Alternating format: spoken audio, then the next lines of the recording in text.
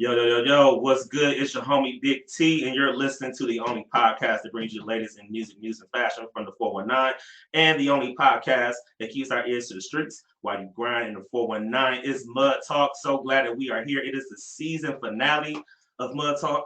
We've done 11 episodes so far, and we've had a lot of changes, but by the grace of God, we are still here. And Yes, I appreciate indeed. everybody who has been supporting over the last few months since we started back in January. But I have a very special co-host with me today. Miss Amy is in the building. Shout out to Miss Amy. Miss Amy is our intimacy and relationship coach here on Mud Talk, and we haven't had you on the show in quite some time, but we are so glad to have you back. Glad to be back. How does it feel? Feels good. I don't know. Like episode 4, so you're on 11 now? Yeah, I know. It feels like it was a long time ago. It does feel like a long time ago. It wasn't. All right. So we also have a very special guest in the building. We have Toledo's own, I like to call him Mr. R&B. We have Shan Digg in the building. What's good, y'all? We're going to be chopping up with him real soon. He also came by to drop one of his videos that we're going to be showing later on in the show. But of course, I have to make sure that you stay plugged in with the news. And here, this is what we call plug in. So first things first is kind of what everybody has been talking about lately, what's going on. The Common concert in Promenade Park was canceled. He was scheduled to perform actually today, but he had to cancel due to travel delays. It says ProMedica said ticket holders can receive full refunds with their purchased tickets. Online tickets purchased through Ticketmaster will automatically be refunded. Tickets purchased through the Huntington Center box office can be refunded at the box office during normal business hours, which is Monday through Friday from 10 a.m. to 4 p.m. And if you purchase any tickets through third parties, you would need to contact the third party in order to get your money back. But one of the scheduled openers, Thaddeus Washington, will be playing in a secondary concert at 7 p.m. at Whitmer High School in West Toledo. According to a representative from the Washington Local School District, all proceeds from the secondary show will go to the Washington Local Schools Foundation. The original show was scheduled for 5 p.m. in Promenade Park in downtown Toledo, but is now being moved to Washington Local over at Whitmer. In the press release, ProMedica and Commons Tour Management Team apologized for any inconvenience the cancellation may have caused for those who are planning to attend. ProMedica Live is continuing to host concerts as part of this summer series, and you can go online in order to see the full list of lineups. So very unfortunate situations. I know a lot of people were looking forward to the Common concert, and not even just to see Common perform, but a lot of local Toledo artists who people support were planning on performing, and unfortunately that did not happen. But I know some things are in the works because I've been seeing a lot of movement on social media and Facebook and everything. So hopefully all those things get situated. I'm glad they're getting to have another concert at least. Yeah, I know. For a good cause. Yes, I was about to say it's going towards a good cause too. And speaking of concerts, Lil Wayne was actually denied entry into the UK for a festival performance. Rapper Lil Wayne would no longer perform at a British music festival this weekend after he was declined entry into the UK. The 5-time Grammy Award winner, who was sentenced to 1 year in jail in 2010, was scheduled to take the stage at the Strawberries and Cream Festival on Saturday. Due to extreme circumstances beyond our control or influence, we're very sorry to inform you that Lil Wayne is now unable to perform at the festival on Saturday, June 18th, organizers said in a statement on Wednesday. Lil Wayne's performance would have been his first in the UK in 14 years. Ludacris would now perform instead. So Why is he denied entry? it's Lil Wayne, so who knows? I don't know. And what's the Strawberries and Cream Festival? That's a very interesting question. I don't know. Is it like peaches and grapes? Something British. So very unfortunate situation. But Ludacris is just as dope. But we are all curious as to why Lil Wayne was denied entry. But they did not go into any detail about that. So sound like some shady business to me. And last but not least, in music news, Drake releases new album, Honestly Nevermind. That's the album title speaks for itself on how I feel about it, but that's neither here nor there. Whoa. I know, man. Listen, I'm gonna just be quiet. We're gonna say that. We're gonna get to that. So Drake has released a follow-up to last year's Certified Lover Boys called Honestly Nevermind. The new LP includes 14 songs and was executive produced by Drake. It includes 21 Savage, which he is the only feature artist on the album with this song, Jimmy Cooks. Honestly Nevermind features extensive production from Black Coffee, Gordo, Alice Luke Stick, and a whole bunch of other producers. The rapper announced his new LP on Instagram yesterday evening. The post simply included an image of the album art with the caption 7th studio album, Honestly Nevermind, out at midnight. He followed that up with the track list, and he was able to drop his new album Friday morning. which it was able to come out with mixed reviews. So very interesting Drake album. I had a chance to listen to it. Not exactly my cup of tea, but you know, it's different music for different folks. So you know. Did you get a chance to listen to it? I listened to as much as I could take, which Okay. was not much. How many songs were you in? One. Yeah. I was into it. I got into like about 5 songs, and I couldn't tell that it was 5 different songs because they all sounded the same. I Right. felt like I was in like inside of Route 21 or like Right. H&M. Yeah. Like, And you know what? and I can't like even Drake. shop at those stores because they don't have my size. I like Drake. I was disappointed. Yeah, I don't know. All right. I'll do the music. I get to comment on the music. Yeah, of course. Go right ahead. So that's a Canadian song. We be forgetting that Drake is really Canadian. Yes. And so like, well, he's a dual citizen, but that's the Canadian sound. Like it just, I listen to music much differently because I do music, but it was too many songs in before he started to rap. Right. Yeah. That's the only thing. Like you still, just like you're a dual citizen, you're a dual kind of artist. You rap Absolutely. and sing. You know what I'm saying? I look forward to that as a person who raps and sings. Absolutely. Do you think people in Canada would like it better? I think that Drake is the #1 artist in the world for a reason. He's looking. I think he put that out to travel with it better because it's gonna travel well in them stadiums he's gonna be selling out. Yeah.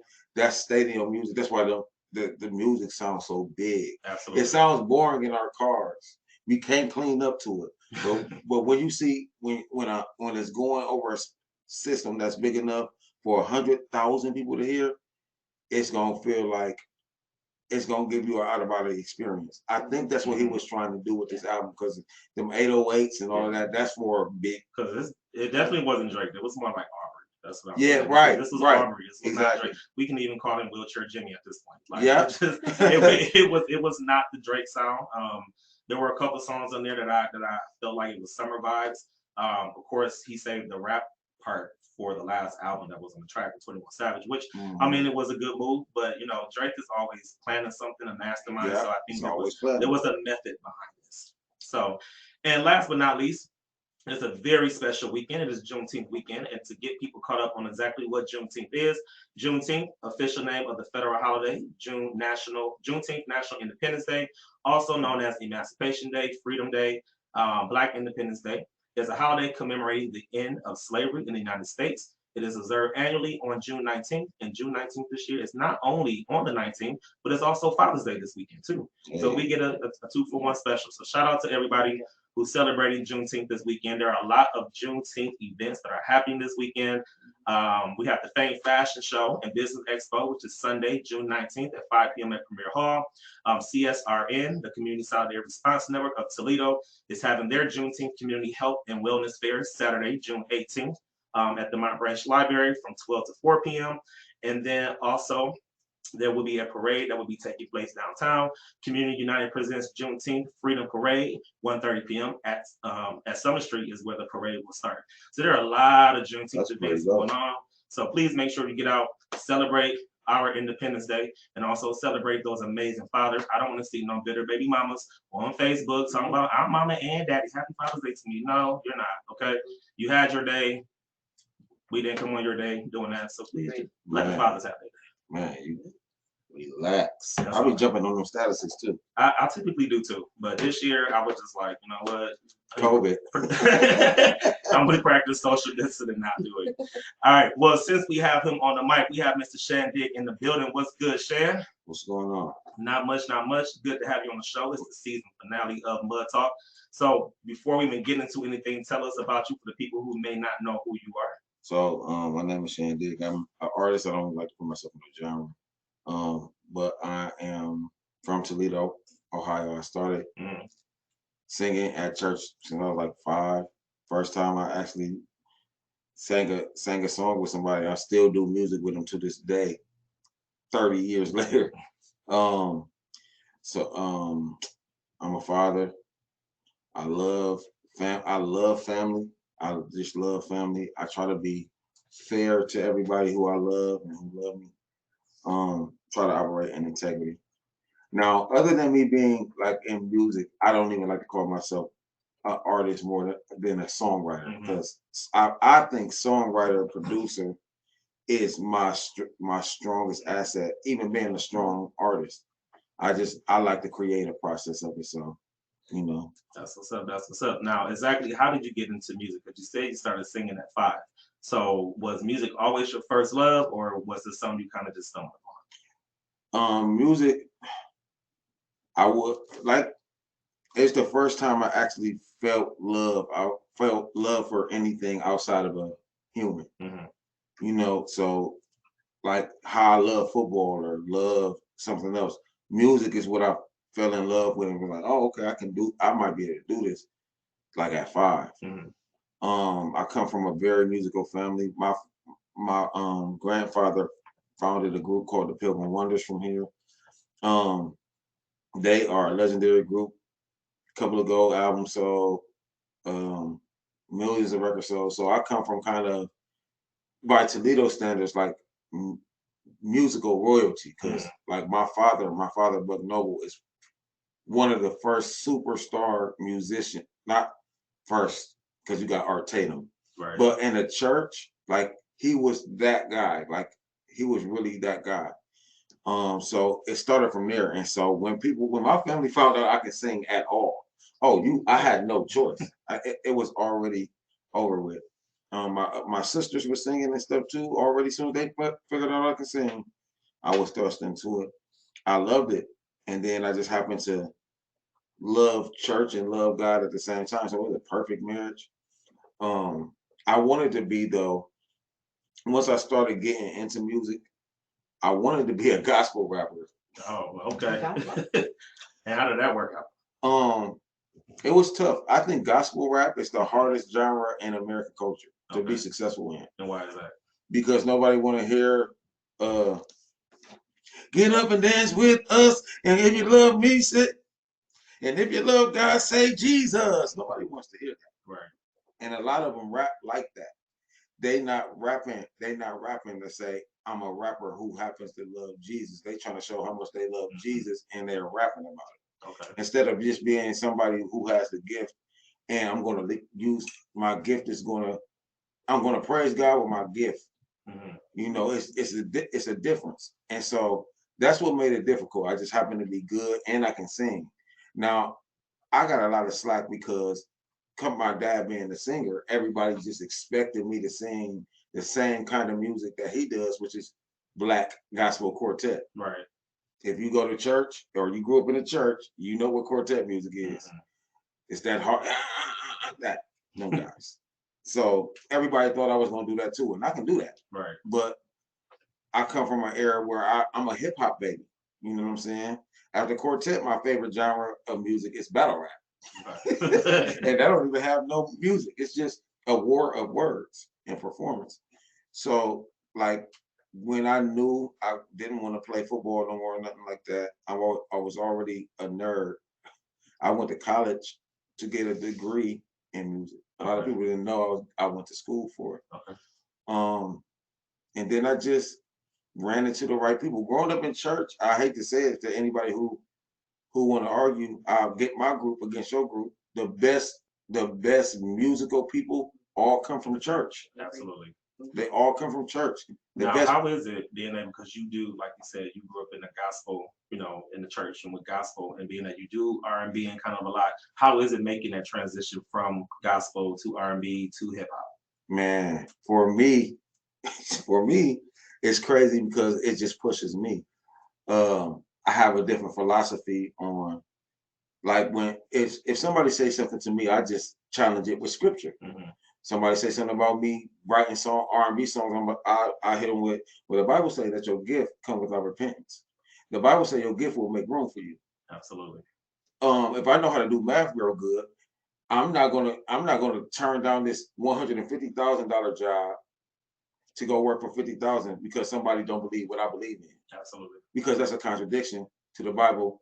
Provide for your family, and that's the best way to provide.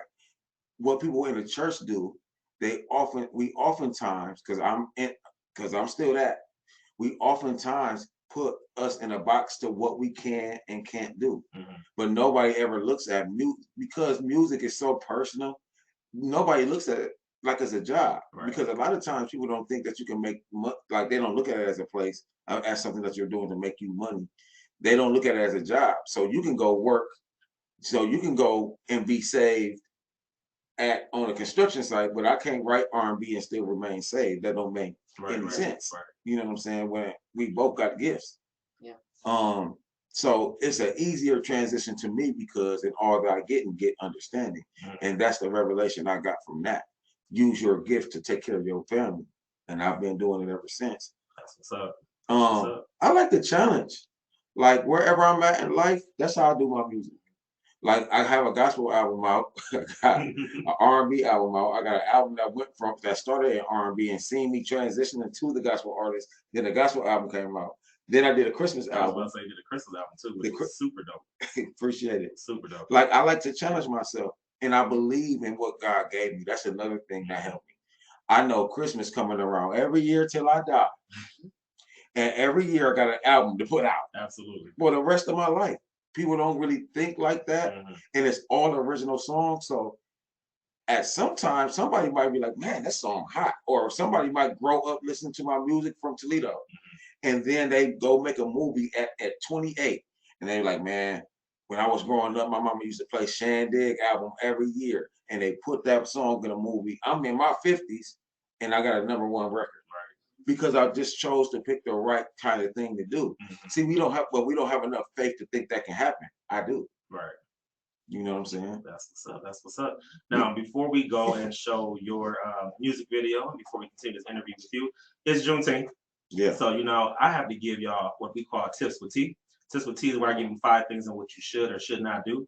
And being that it's Juneteenth, this week tips with tea is 5 things on what white folks should or should not do on Juneteenth. All right, I'm taking notes. Oh, you taking notes? Yeah, we got it. Get your phone out. All Yeah, right. it's out. Here we go. All right, number 1, no calling the police. Just for this one day, don't be scared when a black person is cooking out in the park or walking around just being, black. This day is about freedom, the freedom to be black. So don't be calling the police on us while we outside barbecuing, okay? Can I get a plate? I mean, yeah. Yeah. Cool. You are invited. You are invited. All right, number 2. All right, then I get a plate. I'm good. Number 2, don't ask a black person for anything on Juneteenth. Leading the Juneteenth celebration at work is not part of Keisha's accountant's job description. Plus, it's kind of racist. Would you ask your Native American friend to give a talk on Thanksgiving? I don't think so. Okay, so don't be asking us to lead y'all in the Negro spiritual and kumbaya. Okay, don't do that.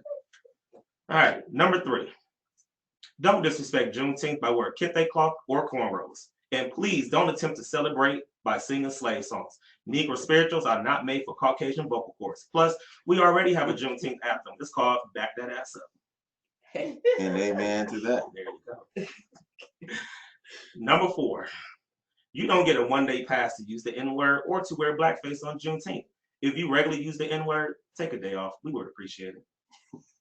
And number 5, don't bring potato salad with raisins to the cookout. In fact, just stick to bringing paper products and water. We'll greatly appreciate I you. am bringing some real food. Please, and I'm not putting raisins in a potato salad. Listen. You Is did. that even a thing? It is a thing. It's a thing. It is a thing. I don't think so. We are I think telling it's a you. myth. I think I it's really a want myth to that say you guys something think. that's unpopular because I had it before. Where? I don't know. Maybe my Listen, family's just I have different. been I don't know. to enough work Yes, cookouts and that's exactly and what it was. potlucks to know what white folks do and what they don't do. Yeah. And they keep putting them damn raisins in the potato I'm salad. gonna honestly say It I've don't never even seen taste it. good. I've never seen it. I've been on this earth for a very long time and I've yet to see raisins in a potato salad. Well, maybe you just picked them out and you didn't. Thanks. All right. Well, anyway, those are no reasons. there you go. So those are 5 things of what white folks should or should not do on Juneteenth. So, all my white people, I love y'all, but I hope y'all took notes.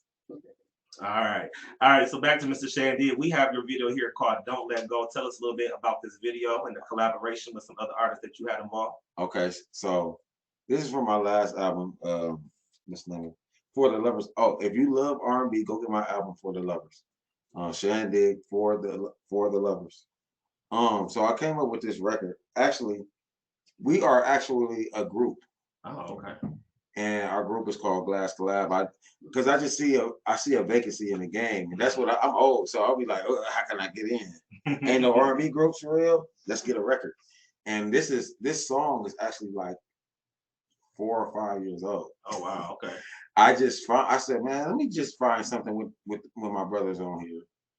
And I actually found this song on accident. I thought it was another song. Mm-hmm. And I'm like, hold on. And I started piecing it together because as an engineer, I had got better. And so I'm like, oh, I'm about to make these boys come over here and do this song. So what I did is I pulled up the song, I did some cutting and some pasting, and I sent my verse. Okay. So they heard my verse. They like, and that verse was done, and I just sent it to them, Mm-hmm. and I had cleaned it up so well. They all called me the same day, Mm-hmm. and they're like, man, when can we get in? So Ryan came in first, and then I sent his version. Then to the other two, and they was like, hold on. I sent it to John next. John comes in there and smoke his part. Mm-hmm. So Tony is the most consistent one out of all of us when it comes to the group. Okay. He actually got it last. He was pissed because he like, dude, y'all just don't setting the standards. So it came together great. That's the one I get the most talk about. Y'all women miss us begging for y'all, huh? So I feel like R&B died with the early 2000s. I'm a huge fan of R&B. Scan this. We have Miss Shay Renee in the So building. y'all see this right here? Clumsy. Go get it. You gotta turn it around. Turn around. Huh. We There you go, we got nephew. you. We're gonna put Thank it in you, the nephew. comments. Yes. Go ahead. Oh, there it is. There you There it go. is. There it go. Scan the code. That's I me. scanned it. I'm ready to listen to it because I do miss R&B. We do miss Yeah. good. Listen, and I've never told anybody, I'm a singer. Everybody, for the most part, most of the people who sing it with me on my album sing better than me. And I'm okay with that. Mm-hmm. You know what I'm saying? I write their songs. So Yeah. it's a good exchange. And it's all family. So this song though, I was told that y'all miss getting begged for. Like y'all miss the feel of an R&B group. Grabbing the air. You feel me? Y'all miss Key Sweat begging Yes. for 7 minutes. Y'all miss them records. Begging y'all panties off. And I wanted to make a project that brought back that feel. I didn't care about if I aged myself, so what? This music raised me. I'm grateful to be where I'm at right now because I just lost too many people. Right. You know what I'm saying? I ain't trying to be young. I'm trying to be blessed. So I'm gonna do what I want to do and give people what I think we want to hear. Absolutely. I always say this: if you don't like my album, next time you see me, you can punch me as hard as you can in your chest. You just gotta really tell me why you don't like my album. Absolutely. That's how confident I am in the music. So I do feel like some of the sounds kind of coming back though too. They are. Like you They know, definitely you are. kind of hear some of the sounds from them. Thank you, Shay. There's a lot of now you sampling going too fine to be flipping, got and that was that gonna be. She got something in that Look, cup. that's why. why. Look, that's right. You was off your balance because you ain't had your chains out. on. All right, Shan Digg, go ahead and throw to the video real quick. All right, shout out to my brothers, Glass Collab, Tony, Brian, and Johnny.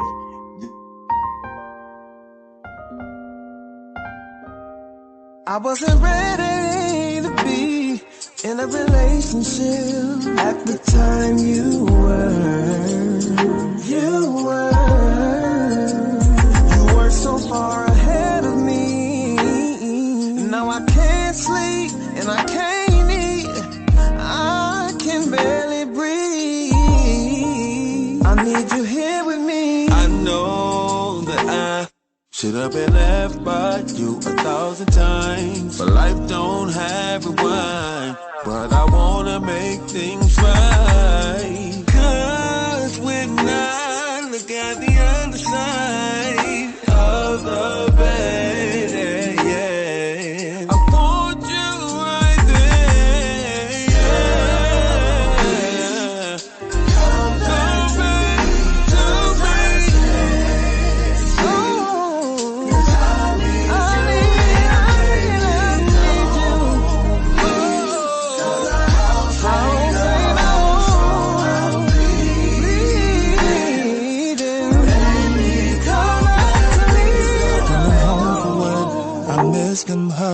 them shoulder rub, and I miss your touch. Damn. Oh yeah. And the memories and times we shared. You used to let me get it anywhere. Oh wow. Girl, I can't move on. Please come on.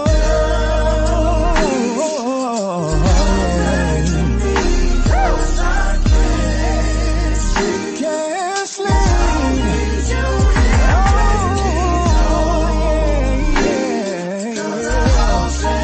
It ain't a home. Begging and pleading. You are the only one. There's no one like you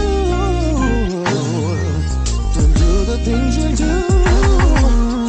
You make my life complete. You know that you're the one for me.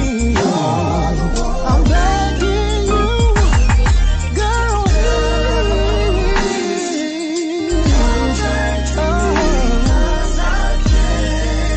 I can't sleep. Don't leave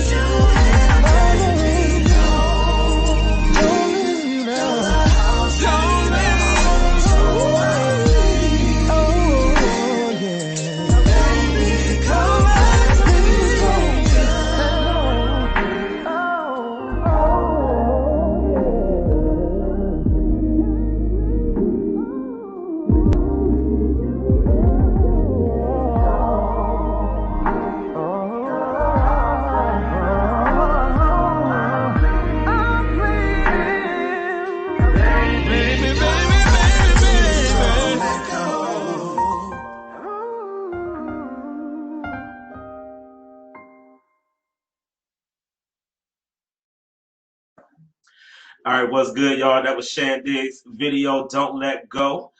Make sure y'all go ahead. Can we get that on Apple Music? Yes. Yeah, we can get it on Apple You Music. get it everywhere. Tidal, Apple Music, All that. Spotify, everywhere. That was really dope. I felt like that I would like hear that on like a, what's that movie? Soul Food soundtrack.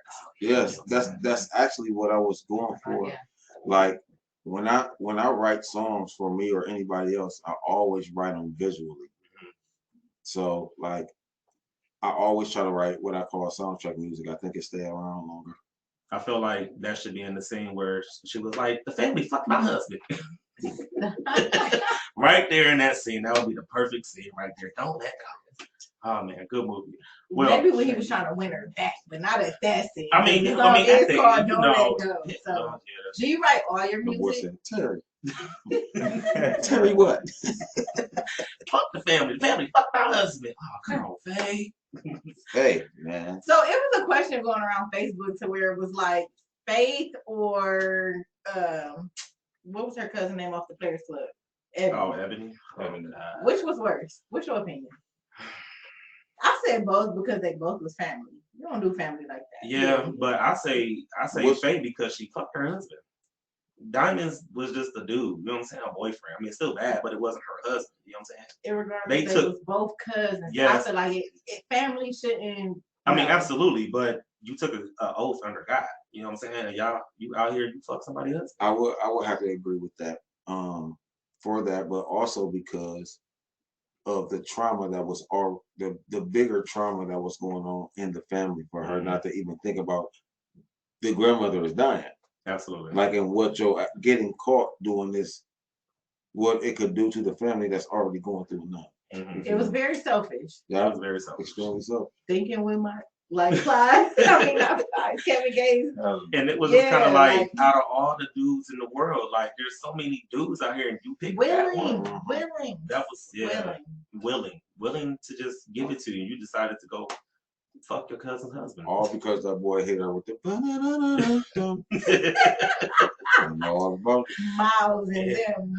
She blew his head up. She really did. All right, now Shan Digg, do you have any upcoming music and projects that are to be released soon? I'm for those who do like my music, I'm gonna tell y'all, I'm about to be done.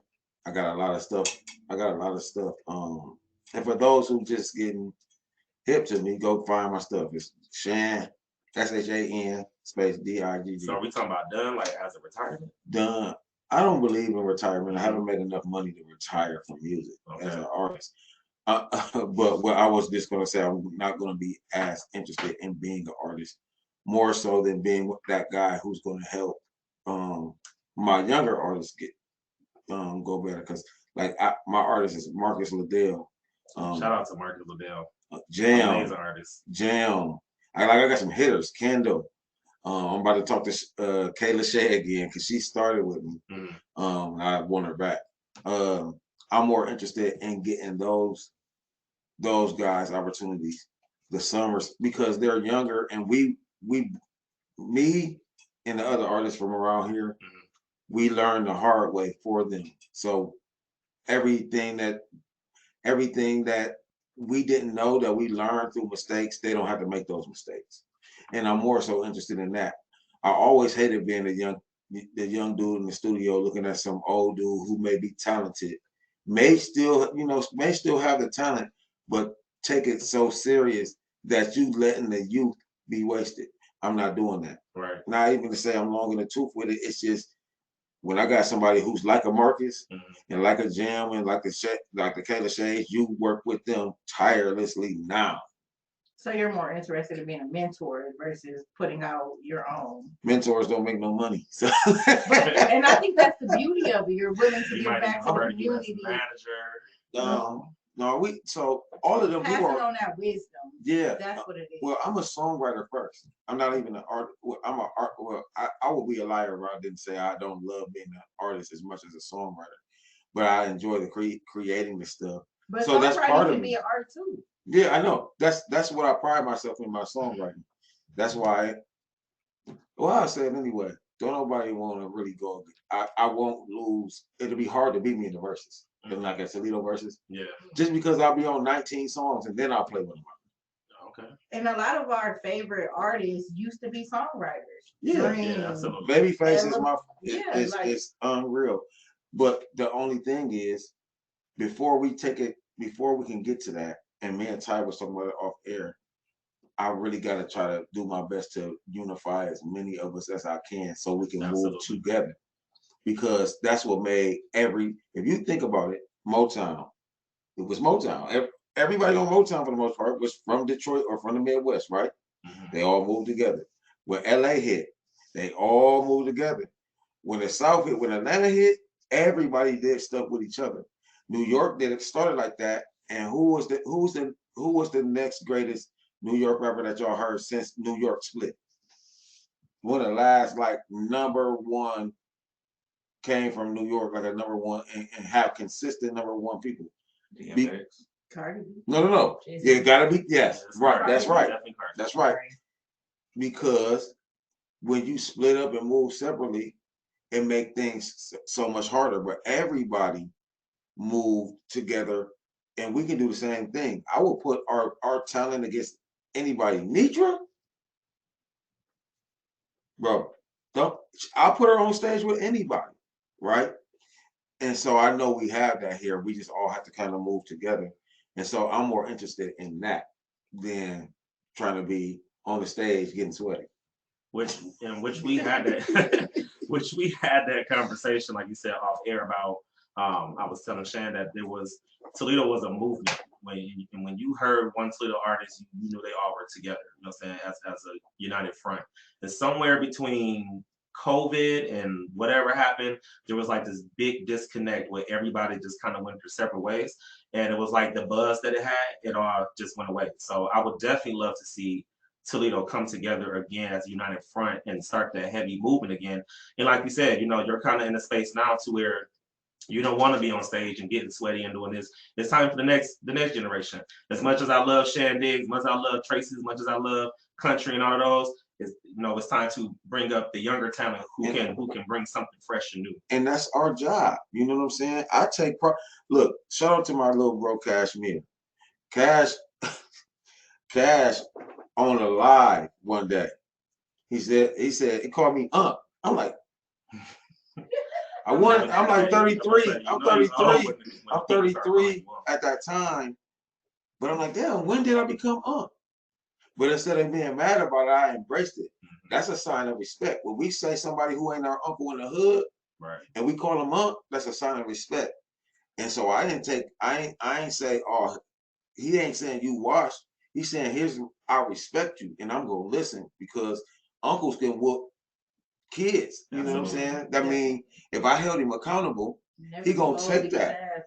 He gonna take that. And he still do right now. Shout out to my brother Cash. But I realized that, and instead of running from it, I embraced it. I started looking for more dope artists. Right now, I think we got, even with the our generation artists, right now we probably got 22 artists that can be signed. Okay. That I believe, like, and no shade to nobody who's doing it. The 22 that I will pick, I will have a whole reason why. And if I didn't pick you, I will have a whole reason why. You know what I'm saying? Right. I don't argue music with everybody because for the most part I can do what whoever else is doing. But it's more likely than not, it's going to be something that I can do that everybody can't do everything I can do because I sing, rap, produce, engineer, and vocal produce songs. We don't have much of that in Toledo. Right. Shout out to my brother CJ who can do it, who's one of my mentors. The rest of them gone, the Tubbs and all of that. I can talk about music locally for hours and what we missing and how we can get it done. But the number one thing we need to do is just to unify. Absolutely. So who would you say is your favorite female local artist right now?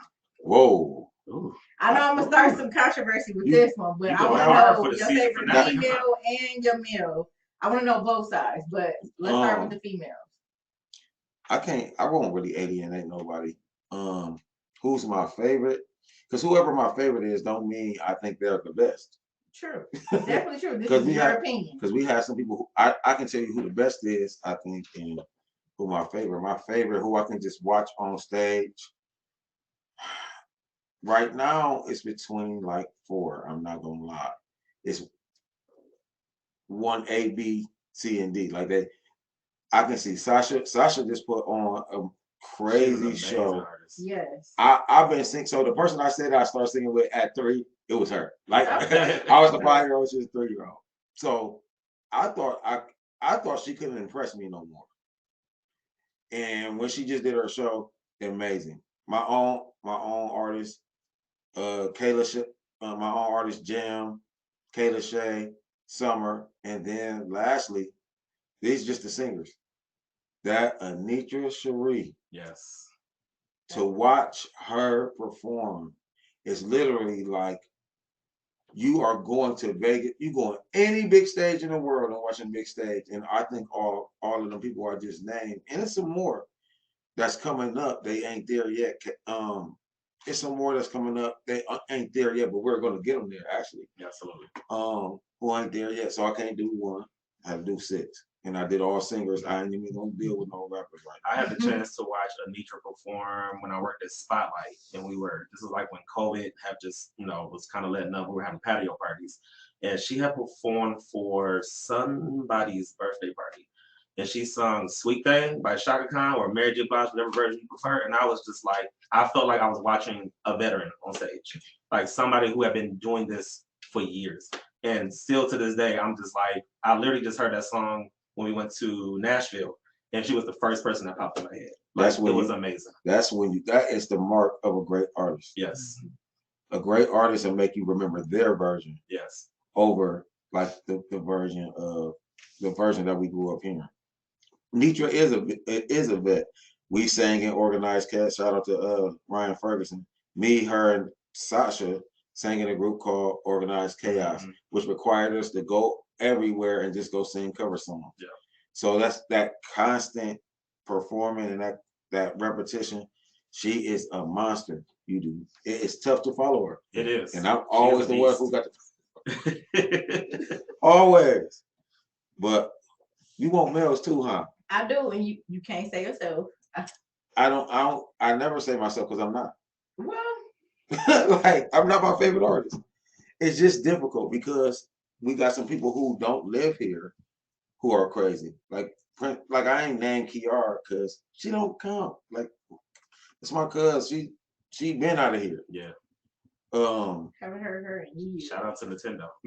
Yeah, That was shout out my to them song. song. Okay. I can tell. That's why I said I can talk about music all day. We were all in the same camp. Mhm. Like we all started in the same camp, and as much as I have done here to do, like earn myself close to like a legendary status, I did nothing with Pi's Mom, was just being.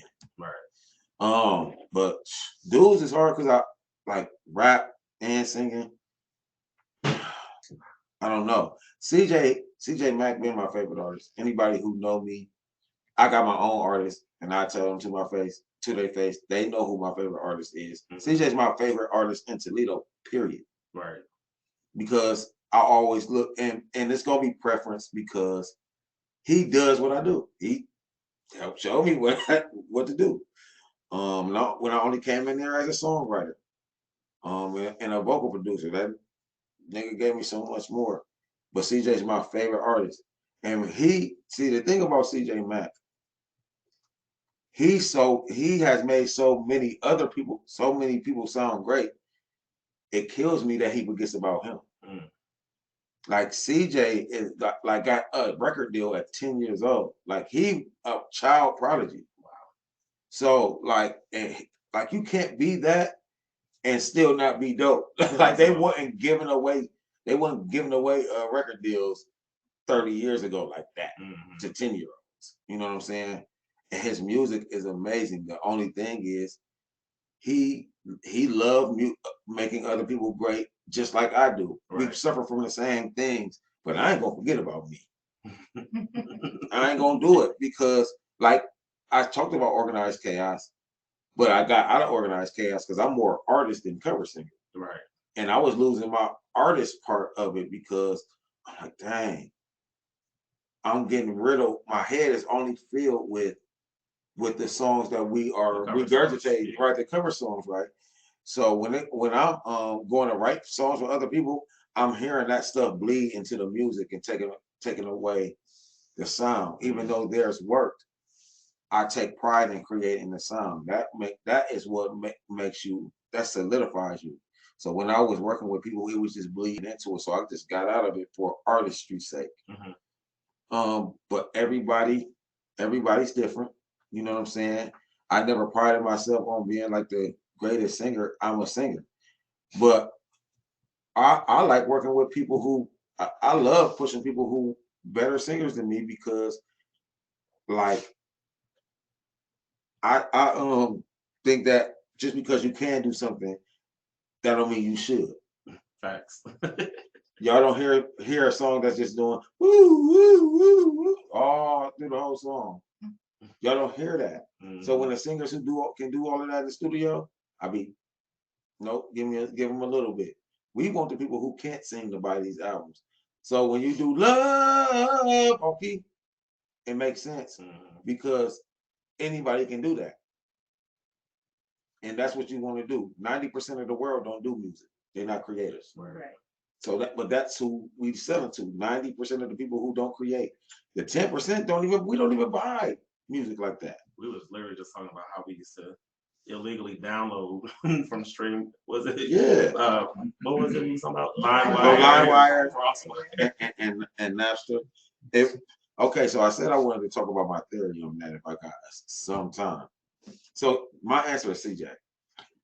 I love everybody else though. Like I got a lot of favorite people, but CJ's is my all time, so I'm just gonna stick with my answer. But I think that like I don't want to be a conspiracy theorist right now. Not on Juneteenth. Okay, so I got another question for you. Growing up, who was your biggest musical influence? That's when it get tricky because I don't know. I know just probably my dad. Okay. Probably Tell us a little bit about him. It is Father's Day weekend. Shout out to my dad, Thomas Darrell Noble, aka Buck. I'm gonna try. Shout out to you, Buck. That's my brother's nickname. I'm gonna try not to cry because that's my man's. Right. But so my dad was a child prodigy. Okay. He got his first deal with the group. Like he was the youngest member in the group. I think he was like 11 when they got their first deal. Okay. But it was because of him. And he writes, he plays the guitar. What was the name? And he sings. The name of the group is the Pilgrim Wonders. This is all information that you can Google too. But my dad, like being that young and being great, and then you start in this church music, and you come up in the church, and then I came up in the church that he from. Mhm. The expectation was extremely high. So like hearing what I had to live up to all the time, of course, like that's gonna be what I like. My dad don't even know he my biggest influence because I just found out like last year. Like I just like, oh dang, I didn't even realize because the stuff that he will be listening to,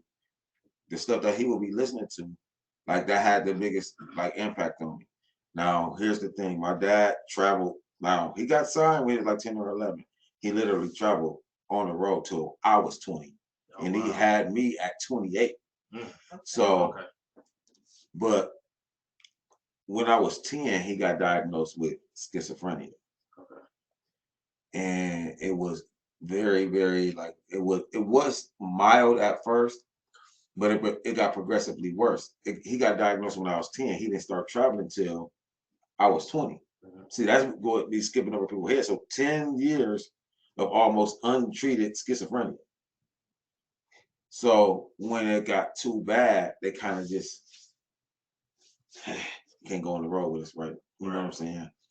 The group did, but like when it got too bad, my dad had to come live with me for like 6 months.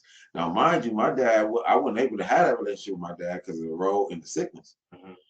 So when he came to stay with me, I had a studio in my basement. And all I heard is through whether right or wrong, good or bad, I was like my dad.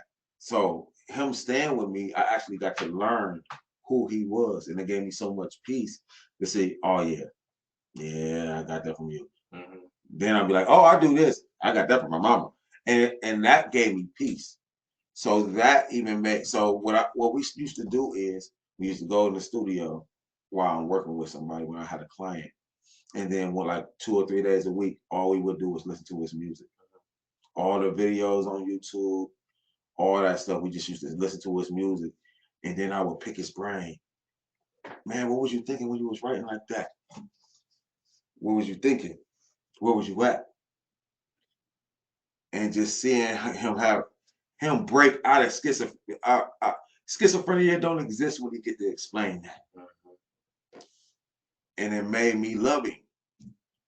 It just made me love him. It made me love his music, his process. It made me understand why he has schizophrenia. Because to be that great is gonna cost you something if it is untreated. Most of the greatest musicians ever, something's wrong with all of them. Right. Look at Kanye. Look at Michael Jackson. Do I need to keep going? Like all the greatest of great, Mhm. something wrong with all of the most innovative people. R. Kelly. Like Jay-Z spoke the nigga. Like everybody has a big stand. Chris Brown. It's something off about every great one. Something has to be wrong. Michael Jordan, LeBron, everybody say something wrong with him because of what it requires to be great. And just hearing him explain, he was I didn't know till I was 36 later when I thought about that conversation. I'm like, dude, would he been my favorite artist the whole time and I didn't even know it. And so my dad's my most influential and my dude, just because of how he thought the records. He had to write that stuff without being able to see it visually. You know what I'm saying? And then he might be thinking about it's gospel. He might be thinking about how he loved a girl who looked like you with a big booty, but he gotta put God there. Oh, because that's what Music Soul Child did. That was a gospel song, and he just changed God to love. Right. So it happened. Like the intimacies that he used to say, like, man, I would get into an argument with your mom or your stepmom. I would get into an argument and I just come up with something from whatever space I'm in right there. And I might be in love, I might be in conflict, I might be mad. I wrote about that and replaced them with God. Mhm. I said, who even thinks like that? Well, sometimes when you're so gifted, it can be misunderstood. It becomes overwhelming, and in that form, like you said, you're misunderstood. So then it's kind of diagnosed in different medical conditions, or like you explained. So anxiety or schizophrenia, like when you're so gifted, it can become too much on you, and it becomes overwhelming. Tell me about it. So Ty, who do most of the big events here, I'm always overwhelmed Yes. because of the gift. Yes. But I understand it so much of having a gift. It come with the territory. It's also I a be- curse sometimes. Yeah, too. I have to mend a friendship of 20-something years today. Like, and I talk to him all the time. Mhm. But music, because of the gift, it's rooted in that, and the brotherhood. You know what I'm saying? Absolutely. So it's rooted in them two things, but it's music. Like that's how crazy it is, how dangerous music can be. Like, I don't know what nobody believe. If you know me, you know I'm a Christian dude. Lucifer's job in heaven before he became the fallen angel was to be over music. This is why this is why my theory is this is why the world, well, America especially, is so violent right now. It is a combination of a lack of people going to church because it's at an all-time low. For my memory, and they have no versatility on the radio, and way too much access to all the negative music. Absolutely. True. Facts. Like, I lost my nephew to gun violence 2 months ago. Bless my nephew's son, Nico McIntyre. We here forever. God rest his soul. We lost him to that. And one of the things that he said to me is, I'm ready to get in that studio. I said, what we talking about when we in there? He's like, I just wanna rap. You know what I'm saying? And I said, because what my payment is, you gotta get good grades. That was Mhm. that's all I wanted. He's like, well, I'm gonna be practicing until I get there. And he didn't get the chance. And when I talked to his pops said something to me that tore me up. He said,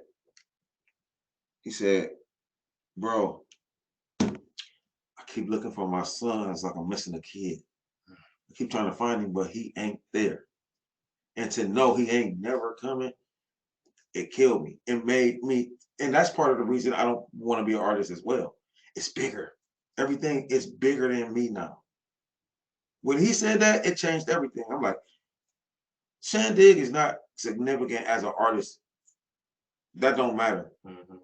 If I've been doing music for almost 20 years and I can't get somebody on from what we doing, I failed. And somebody would say, well, you ain't failed. That's what I feel like. Somebody has to be positioned to get an opportunity, because it's too much at stake at this point. People don't have no hope in Toledo. That's why we can't do anything. Can I have this conversation with y'all then? Because I got a question. Absolutely. Most talk is the place to do. Do y'all? I believe that Toledo isn't as successful as they should be because we lack places of hope, examples of hope that's tangible that we can see. Did y'all see how crazy boxing went for Toledo after E-Bunny did what he did? Mhm. Do y'all see how many boxers from Toledo are turning pro and going crazy? We seen something that was tangible that we can have hope in.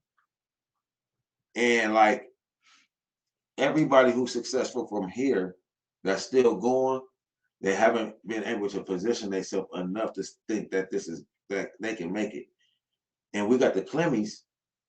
Shout out to my brother Clemmy.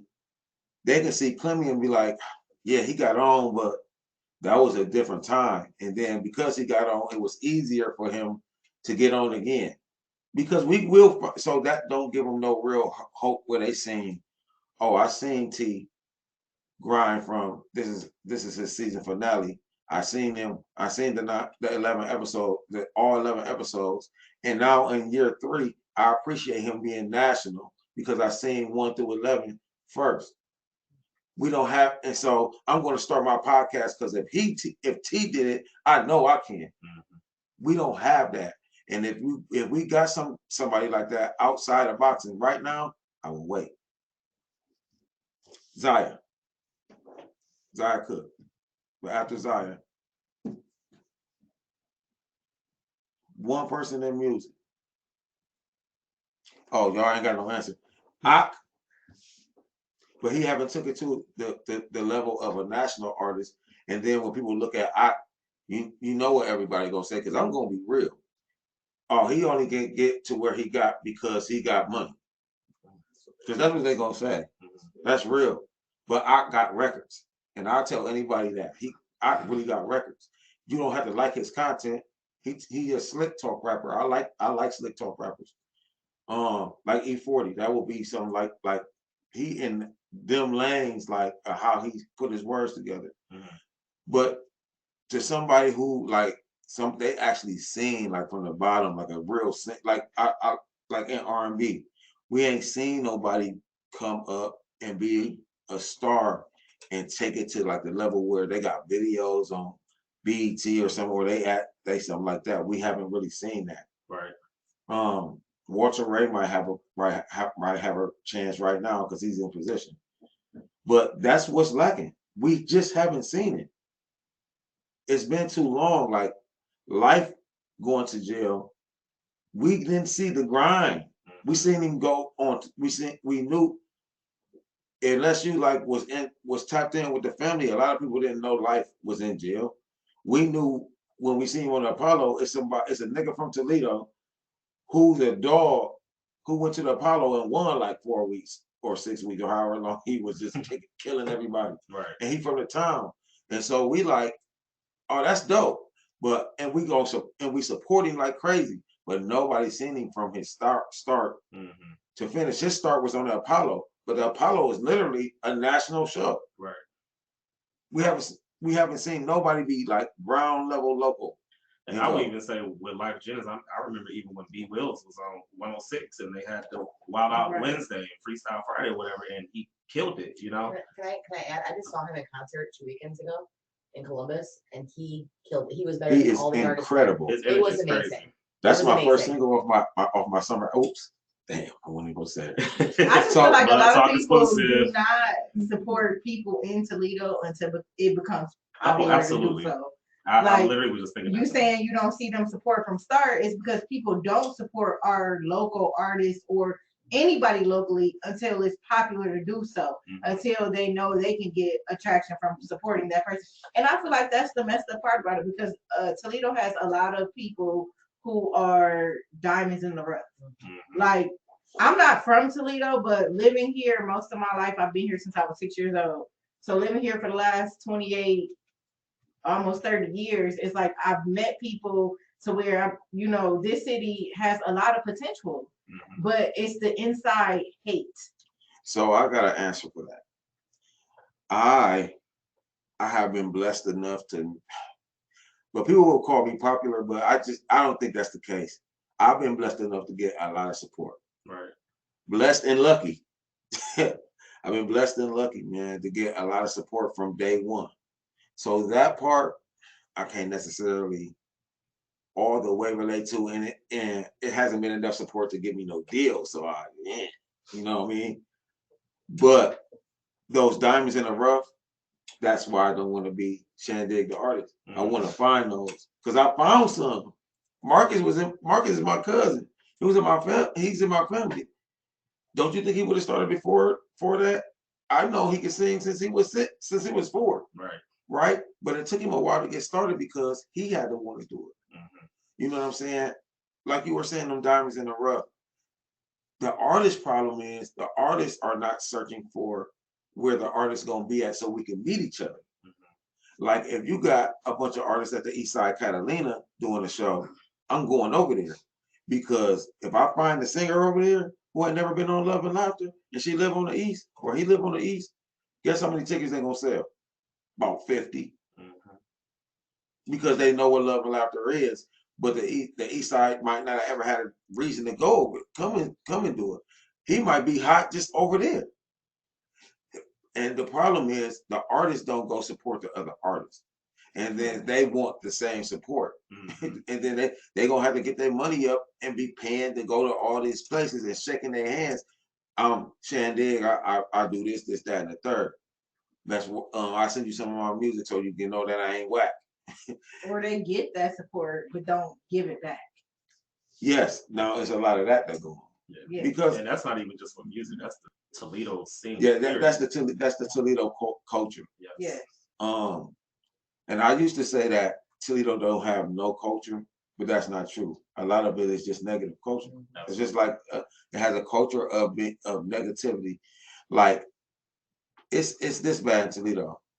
When somebody move and they come back, people literally be mad. Like, what you come back for? Like, it's no pride in, like, I love the city, flaws and all, because every city got a flaw. Absolutely. But it ain't no love here. And so what do you expect? Or they leave and they ain't gonna make it. They'll be back. Like it's you're preying on someone's See, downfall. Or you have people who leave Toledo. I see this a lot who leave Toledo and just dog Toledo. Yes, They shit on it so it's hard. it's like a big poop stain in their life that they left the city. Because the thing is, it's like nobody say thank you for what Toledo made me. Absolutely. And so it made me like this. So when I left Toledo and I got to Atlanta, I was a dog because Toledo built something. And we made it something. Ain't nobody talking like that. It's all negative reinforcement. That's a culture. Yeah. That's a culture. Everybody that goes somewhere and be extremely successful, how many people you usually see be like, if it wasn't for Toledo, I wouldn't have did this because Toledo makes some of the realest people ever. And our circumstances got to be like this. So if you do move away, you will know and how you can appreciate the city because it made you something. Right. It molded something. It made you tougher. It made you understand hard work. It made you understand love because if Ty cousin get killed, I got to mourn with him because I love Ty because I know him and I know he hurting. It's a place that we missing that stuff. Absolutely. But we that close. When he seen that it said Nico McIntyre, he might have seen Nico. Then when he said McIntyre, the first thing he probably thought about, that's Shan. Absolutely. That's Shan. That gotta be Shan people. Or I wonder if that's Shan people. In 16, I know he hurting. So he immediately praying because we all connected. And instead of us using those connections for a positive, it's all negative. Absolutely. Ain't nobody ever saying like, I'm successful and dope because I'm from Toledo. They put that is something in that water there that juiced me up to be a dog.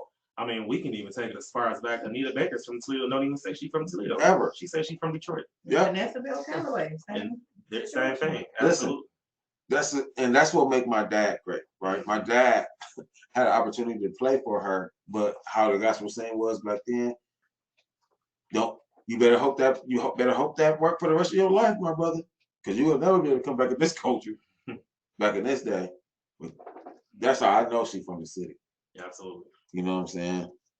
Heavy stuff on here today. Yeah, I always appreciate we appreciate the stories, man. We definitely appreciate the stories and the knowledge. And before we let you go, Miss Shay Renee, you got some this or that questions. Before we get into that, we have a game on here called This or That, where Shay gives you two options and you pick whether it's this or that. So you can get with this or you can get with that. You can get with this or you can get with that. There you go.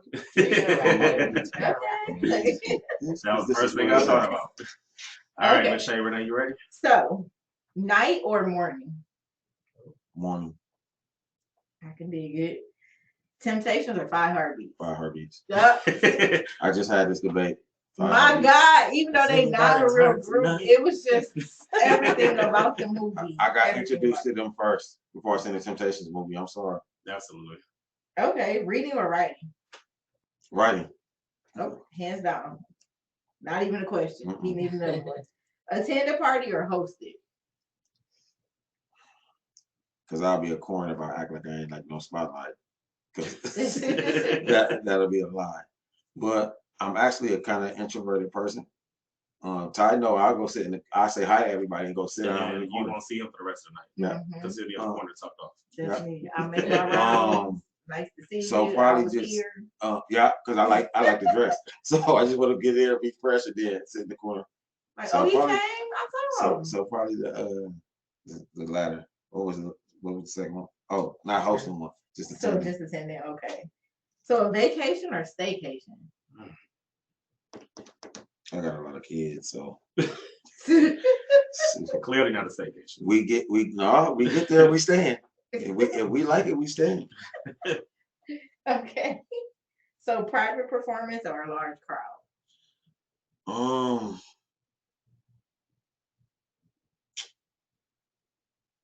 It depends on what song I'm doing.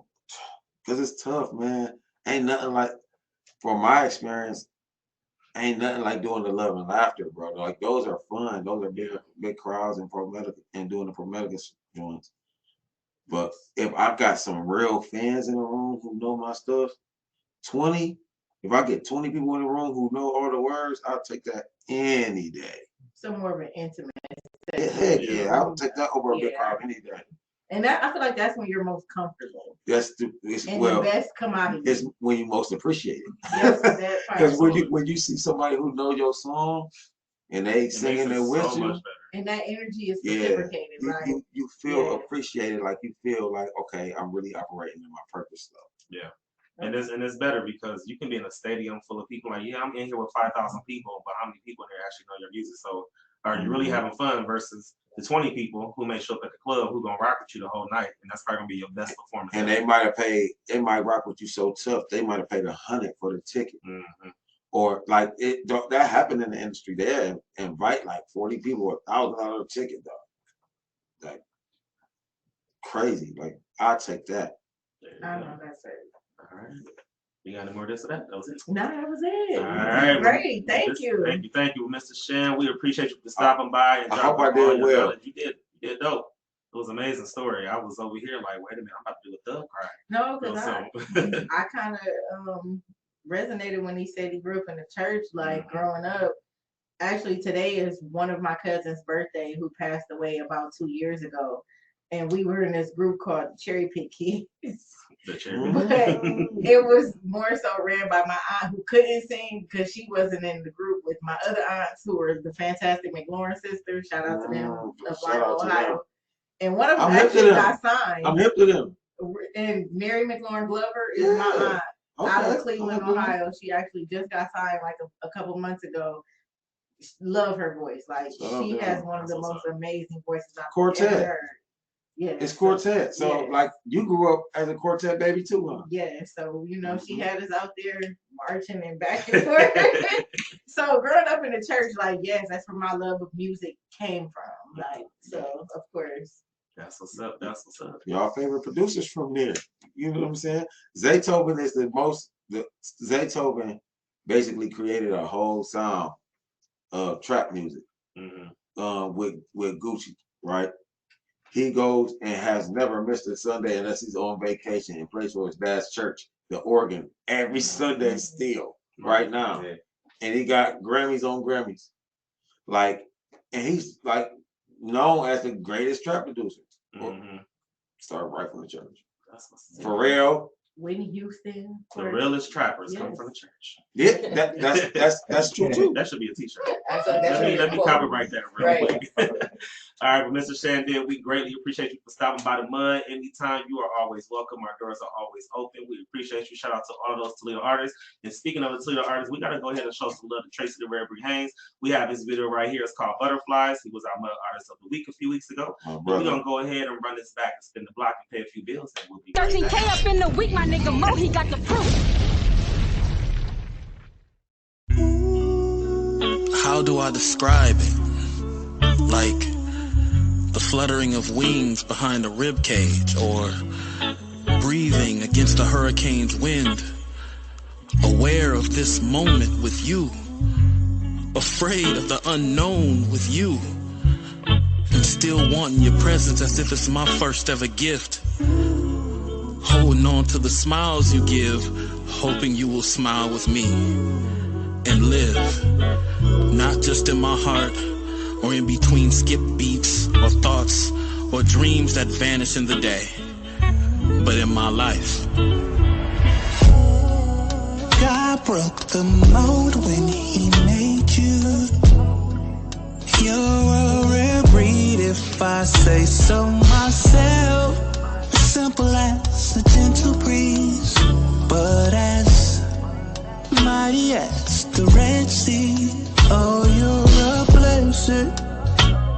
it's your essence. The fact that I'm crushing is so adolescent. Oh, how I crave you, such an obsession. My stomach ties in the night when you're present. How you make me feel, words can't describe. My heart just melts when I look in your eye.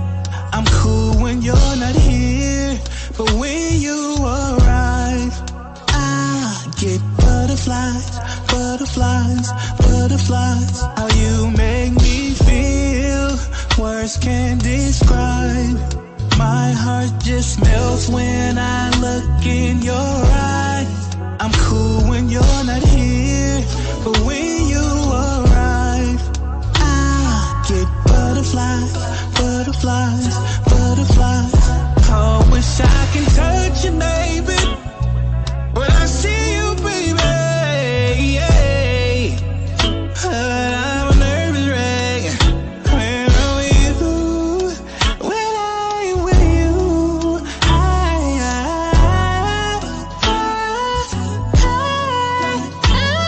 get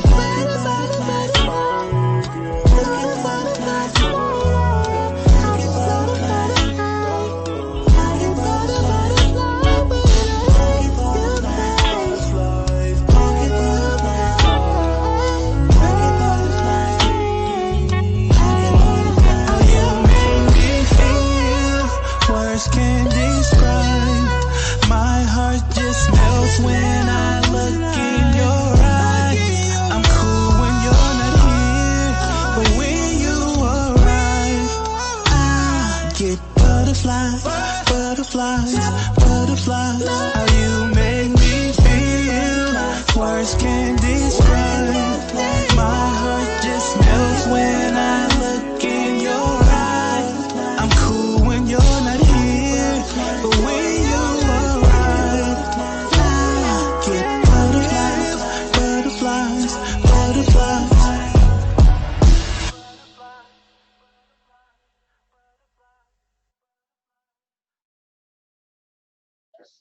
What's good, y'all? That was Tracy the Reverend Hayes video Butterfly. Shout out to him and shout out to all of the Toledo artists in the building in the city doing big things. Despite whatever happened down at the Comic concert, 419 is our time to shine. And I know y'all gonna do great things. Like I said, I know it's some things that I'm moving around. I see some things happening on social media, so I definitely know there's about to be something's about to happen. And I feel it in my spirit. You know what I'm saying? So that's all that.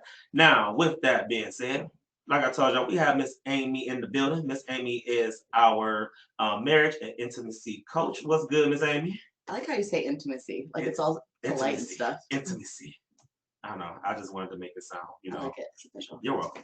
All right, so we had to bring you back on the show. And Welcome back. yes. Thank you. It's been some time. I'm glad to be here on the favorite games. finale. Yeah, Yes. I'm sorry, I'm stuck. And I just remember today is FYF. It is Fuck Your Feelings Friday. Ooh. Yes. You always come on the Fuck Your Feelings I like Friday. Fuck Your Feelings Friday. Yeah, so we forgot to tell Shan, but we'll bring him back so he can, Mm-hmm. do a FYF real quick. But we asked our viewers on social media to send us some questions to ask you about love and intimacy. So I have a few questions here. So you ready? I'm ready. I knew them ahead of time, so I have like. Yeah. You ready? Prepared. I'm ready. All right. So question number 1.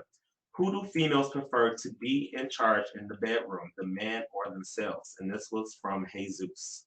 So I think that it really depends on the person. I think it's obviously personal preference when it comes to who they prefer to be in control.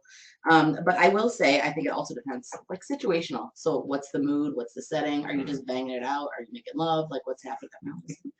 What's happening? There's a difference between banging there it out is. There is a big difference between banging it out and making love. Oh, I had this conversation in my head. I feel like once a dude fall in love, all they want to do is make love. It's like, can you fuck me like you fucked me last week? Oh my god! You need to do like a combo. You need to do like the make love and then bang it out combo. So you don't want the key sweat, you want the flies, baby. Bang it out first, then make love. See, I'm the other way around, but yeah. So I think when it comes to this one, I think it's one of those where it's situational, but it does get boring if like the same person's in control all the time. So I do think it's okay to switch it up, but it is. You can correct me. I think for some women there is something very safe and comforting about a guy taking control. and just just not have to worry Depends on about who it. the guy is. Yeah, Because yeah. I have to trust you Yeah, to take right, control. right. Because if I don't trust you, sir, Right, no, yeah, thank not you. happening. Absolutely. You're not handcuffing me to this. No, To nothing. right. All right, question number 2. I am co-parenting with my ex, so I have to see them regularly. We have had sex since the breakup, and my ex seems to want to continue to have sex. I know that is not healthy. We are exes for a reason. How can I see them regularly and be able to control myself sexually around my ex? And that is from Cedar. So this is tough. I mean, when you have to see them regularly, and I'm assuming it's probably a pretty fresh situation, and they had sex. So, I mean, sorry, somebody's calling. But yeah, so I think it's easier to fall back into because it's familiar. So this is somebody that's familiar. It's honestly, the world out there can be scary. So this is somebody that it's familiar to do that kind of thing. It's happened before, but obviously they realize it's not worth it. I think you got to set boundaries. Absolutely. So don't put yourself in that situation. Don't go in the house, stand in the doorway. The shoes don't come off, and if they have to come off, no alcohol, no under the covers. And if you got to do it enough, the drop off or the exchange, do it in a public place, do it with people around so that you're not tempted to get in that situation. Absolutely. And then, with that too, sex can bring emotions. And Yep. you have those emotions start I coming got back. an easy So, solution. Yep. Find somebody else who be you like better. Right. Bring them with you. Okay. wow. Well, and I think too, I think probably for this person, it's the comfort of the You're not familiar. gonna want that. What you're saying is there's better D out there. When you find that better D, you There gonna is be like, always better D. I've had you. It was mediocre. Been there, I'm done that. liking what I'm getting now. Getting some new D. All right. Question number 3. How can I bring the freak out in my partner who doesn't seem ready? And this was anonymous. So this one I had a long one. First, I gotta say, not everybody's freaky when it comes to sex. So I think you have to take a good look at your partner and ask, are they freaky? And now, if you feel like they're freaky, they just haven't brought it out yet, and you need to get that out of them. It's a comfort thing. It is. And that's what I was gonna say. It's a comfort thing, and honestly, it starts with the conversation outside of the bedroom. What do you like? What do you want to try? Here's what I like. Here's what I want to try. What are you willing to try? And then I feel like when they give you some ideas, try their thing first. You got to make it safe though. I would start small. I wouldn't go full like S&M on the first go around. And honestly, I think it's important that you have to both be comfortable. And if there's anything that's real freaky, like painful, discomfort, you got to have that safe word and know that if the partner says stop, it's a stop. So we got to stop. But Pineapples. I saw this picture where the girl, it was bondage. She was tied up and, laying on the bathroom floor. I said, now that's a little far, not the bathroom floor. But the whole bondage part in the back, you're not about to have my head between the toilet and the sand. so clearly Bondage bondage is bathroom sex is a hard pass for both of you. Yes. Okay. Yes. I don't want anything that reminds me of slavery. So Well, know, bondage, me up. period, Right. it's a comfort thing. I have really to is. know that you aren't going to go overboard. And I think everybody's got their hard passes. Like everybody has their like there are certain things that just like this is a no. Same with anal. Right. That's a hard no. It's a comfort level, and then it's like, it's a hard no. It's a lot. That's a hard It's a pass. lot. All right, next question. How do I get my partner to be more spontaneous? This is anonymous. So I think this is similar to the how do you get them to be, some people just aren't spontaneous. People just like things to be planned. But also like maybe there's something going on that's causing Planned them. sex is not fun. Yeah, Who wants to plan sex? I mean sometimes you can if you have you kids, can and right, that's what I say. You can look forward to sex. I mean, if I know I'm gonna have sex at 7:00 on a Monday night after dinner, I might get really excited about that. Don't judge me. I had small kids. No, but what I think it is, I think you got to ask like why are they not spontaneous? Like, is there anything that you can do to make maybe take some stress off their plate? Is it because you have small kids? And I will say this. I have to say this because my friends will tell me if I don't. We have this conversation all the time. If you're doing something to try to get something, it makes people feel like a hoe. So don't do that. Yeah. Like it should be like let me take your stress off your plate for a while. And then, maybe that'll be sort of a little bonus added. But if you're doing something just to get something back, nobody wants that. Absolutely. Exactly. Yes. All right. Next question. My partner doesn't give oral sex. How do I get them to start giving oral? So this one, I had a lot of questions about this one. So like, did the partner ever give oral sex? Has it always been like, I don't do oral sex thing? I mean, I think some people just get turned off by oral sex. It's not their thing. And if that's your partner and it's like you just might not happen. Right. Well, I think when this was originally put out, I think they were like married. So I don't know. Yeah. But I think, And see, that's the thing. If you're marrying somebody, like you should have asked those questions before you got married. Right. If it's somebody who don't like the same things you like, the feelings not mutual, then at that point, like I said, you're settling, and that's only going to cause you to become unhappy. So I don't want to cause any oral sex divorces on here. So I will say this. I think honestly it's really common. I hear people all the time like, I'm married now, I don't have to give them head. Yes, you probably should. Like if that's something that you used to do before you got married and now you're not doing it anymore, like you should want to give your partner pleasure. Like that should be part of it. So if they're not getting it, I would say like, why? Is there a reason why they're not giving it? How's your hygiene? How's your hair situation? Can you remove barriers that could make it more possible?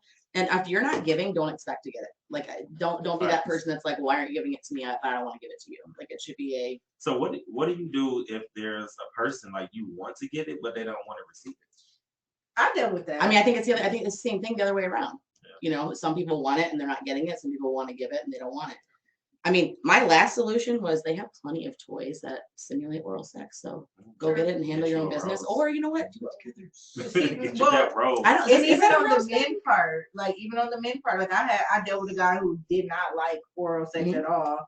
I was okay with that. I'm not even gonna lie. Let's work for me. But well, anyway. I mean, I had a friend who said, like, if you give her oral, like once she gets hers, it's over with. Like, don't expect no penetration or nothing. I was like, wow, I felt like that was kind of simple. Well, and you know what? It's the other thing I thought about too is I think sometimes the older you get and the longer things happen. I mean, like, let's face it, we're all getting older. So sometimes you get your nut and you can't go longer. And maybe they and so maybe it is that they want to have like actual like normal sex and they don't want to go, you know, all the way through. So you maybe compromise too. Like we'll just do a little bit until we get excited and then have sex. But see, I feel like not having oral sex before intercourse is like getting in your car without letting it run in the wintertime. Like you just get in and go. And now you're wondering why your shit sound raggedy while you're driving. Well, because you didn't let it warm up. I think there's a lot of people out there that just don't get in and go. They get in and go. No foreplay is like driving the car with no oil. Right. It's just not gonna work. Or just let me get the foreplay and then I'm just gonna leave my partner alone. Not okay. All right. That sounds like a Tesla. There it is. All right. I have quite a few sexual partners that I can call whenever and can get sex whenever I want. I'm like, okay, then shout out to this person. Right. So why do I only seem to want the one person who doesn't want me? And this is from Dorian. So listen. First of all, shout out to Dorian who got all these sex partners in his. Right. He could bang it out all day every day, but you know what? I think it's human nature to like want something you can't have, and I think it once maybe I don't know if maybe Dorian gets this person if they won't be interested anymore. I think that's part of human nature. Like we want things we can't have. It's a challenge, the thrill of the chase. But I guess maybe ask yourself, why does that person not want you? Like, are you a hoe? Are you a player? Do they not want to be with that person? Is there a situation? Maybe they're married. Maybe they have a relationship. Well, only hoes want hoes, so there's that. So maybe this person's not a hoe. And no, Dorian, I'm not calling you a hoe. I swear you're not a hoe. You're not a hoe. You're not a hoe. Maybe you should just know your worth. Yes. Right. Maybe that person is not going to value you like you need to be valued, and the person that is, you're overlooking. And you know what? Maybe you're just friend zoned. Like it's okay to have friends that you don't have sex with. Absolutely. Yeah. All right.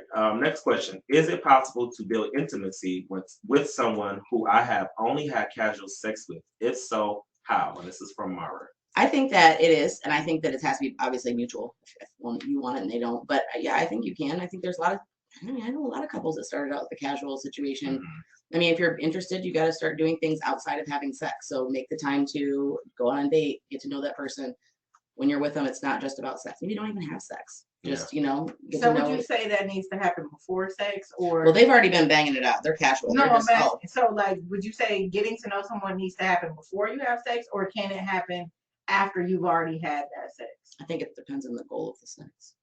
Are you just trying to like get off or are you trying to get a relationship out of it? I mean, if you feel like it's a relationship potential, you definitely should get to know, I think, first.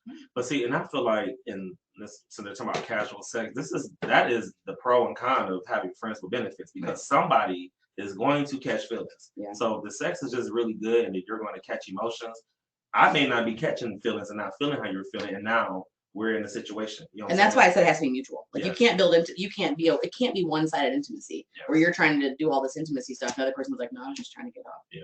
And that conversation has to be had before you have the casual sex. Like, look, what are the goals and what are the boundaries? So are we just banging it out just to see what's going to happen, or are we just doing it just so we can get off? Because I feel like people don't have that conversation, and now we're into a whole situation to where you're trying to explain yourself, I'm trying to explain myself, and it's just a whole big messy I situation. think it depends on how long you're doing it too. Like I know people that have been doing some casual sex situations for some time, and I think it's hard to not catch feelings on both ends in that case.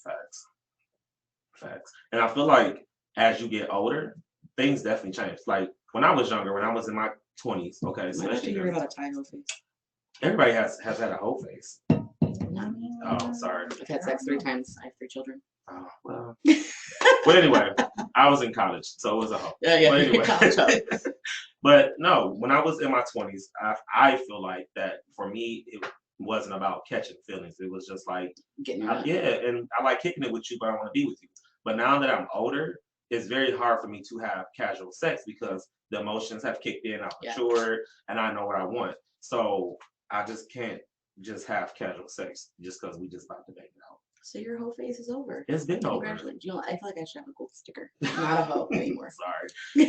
Clearly, Next I time. don't deserve any stickers. I was always scared to have a whole phase, so I was always chasing that So I was the faithful only hoe in the room. relationship. No, I'm not saying that, but definitely now, yeah, sex has to be a mental thing for me. It's- Like yeah. you have to stimulate my mind. Well, I think that's a female thing. in You can general, too, stimulate so, my body. Yeah. No, I don't think so because I'm a dude. And Well, I mean- if we're not. What'd you say? I love relationship talk. I need a mic. Step up to the table. We can share. Come on, we can share. This is my type of talk. Forget the Am I asking a question? That's Well, enough. let's You got hear. one more question. Okay, we got one more question. We Go got ahead. one more question. I want to talk to her. All right. So, last question. How do I know if I really like someone or if I just like the attention that I give them?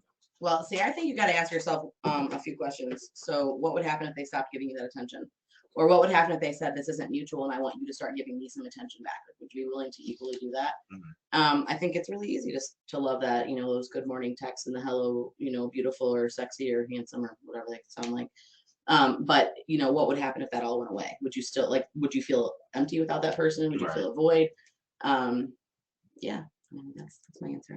I feel like that's where a lot of guys fall short as like they don't do the same things that they did in the beginning in the end, or not the end of the relationship, or continuously in a relationship. I feel like once they get the girl, it's like, oh, I'm done. You know what? I'm gonna say the same thing for girls too. Like I'm not gonna let the guys down because I think that we hold guys to a lot of high expectations. I don't think girls do their thing Make either. room. Uh-oh. Look. Uh-oh. Come to the That was mic. it. That was it. Hey, I was defending guys. I think girls. All right. come back up to the mic. Thank you.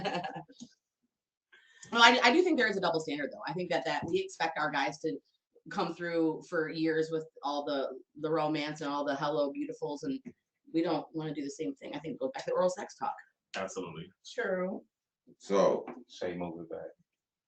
Do I need to move my? so look, so I'm going to do a podcast. I did have a pod, but it was about music and stuff. I really don't care about music like that. To be interviewing like that because I want to talk about relationships. Well, I was like, are you about to have a sex podcast after? No. I want to talk about relationships. Like this stuff, some of the stuff that you said, Shay. Ma'am, the problem is simple to me. We got all this updated stuff. Nobody updated how to date properly. Absolutely. In this era. Yes. Social media. All I swear to y'all- God, I agree. Hold on. I'm glad that you did. Because all y'all want to do, for the most Why you part, pointing at me? and I'm talking about women. Hear me I'm out. gonna see if I agree with this or not. Me too, but Yeah. I'm looking. Because I might not. So look, in the league of my own. So. for the most part, a lot of women want I'm generalizing. Want the traditional love story. So that traditional love story also comes with the woman being more dependent than independent. Yeah. That independence brings out a different reaction from a man because that reminds us of being masculine because men are normally and naturally independent. Right. So we have to restructure how we date an independent woman because dating is based on a woman being dependent on a man. That's why they say chivalry is dead because independence killed it. Are you sure? Are you sure guys didn't just kill it? No. Because Well, I'm okay. I mean, because you said earlier, like, you No, know, no, no. You okay? I want you to I'm say this. okay with being submissive, but I have to trust you to Yeah. lead. I can't be following you if you gonna lead me down a ditch. Right. You know what I'm saying? Well, So like you got to to do me, things to build that trust. Right. Exactly. Build that trust. And once you build that trust, I have no problem being 100% submissive. Right. I will be there to have your back. And you know, if you need a different solution to this problem as your woman, that's what I'm here for. But nowadays, a lot of men want you to be submissive, but then they're leading you. But they're not doing what they need to do to make you feel safe. And that's what I was getting at before when I said it feels comforting and good to have a guy take control, but not if you don't feel safe. Not if you're not feeling desire, not if you're not feeling the love that you need. So I guess the question goes to then, what everybody say, did this person feel safe? Did that person feel safe? Chivalry still existed then. You know what I'm saying? Like, you can't tell me all these women didn't feel safe with or felt safe with these men who still let them guide and grow. Hold on. I think the problem right now is that people don't want to grow in love. They're too interested in falling in love. Everything is a microwave. Well, and I think too, but I don't know when you're talking about too, but you have to remember too, women didn't have a whole lot of rights up until not long. Correct. So it might not have been a choice. And I don't disagree. I actually think that's more so of what it is, but nobody has restructured it. Well, and you know, here I'm with this, and I still believe nowadays, because you said you go to church, and the Bible thing, the whole wives submit to your husband, but the other part of that is what? I know you know the other part of that. But men love your wife like God loves the church. And so I think that still exists. It still can happen. But that's exactly what you're saying. Like, you got to feel that love. And I got to know you have my best interest at heart in order for me to trust you to lead me. And I think you right. And if both people are mutually following that, then it's going to happen. Like, nowadays, a lot of men are selfish. And again, think of what they did. So then how am I supposed to trust you? And then here we is at the 2010. So I'm going to tell you. No. So I'm gonna the bill's not paid. But there's a reason why the Lucas County Health didn't put those new billboards. I just paying for sex. I thought it was a syphilis billboard. Yes, it is, but it says paying for sex. Go get checked for syphilis. Yes. That's literally only if you're paying for sex. No, you should all go get checked for syphilis. Not if regardless, there's a problem. You could be married and pay for your husband, or vice versa, and that don't mean you're not gonna end up with something. So go get checked. Period. That's a PSA.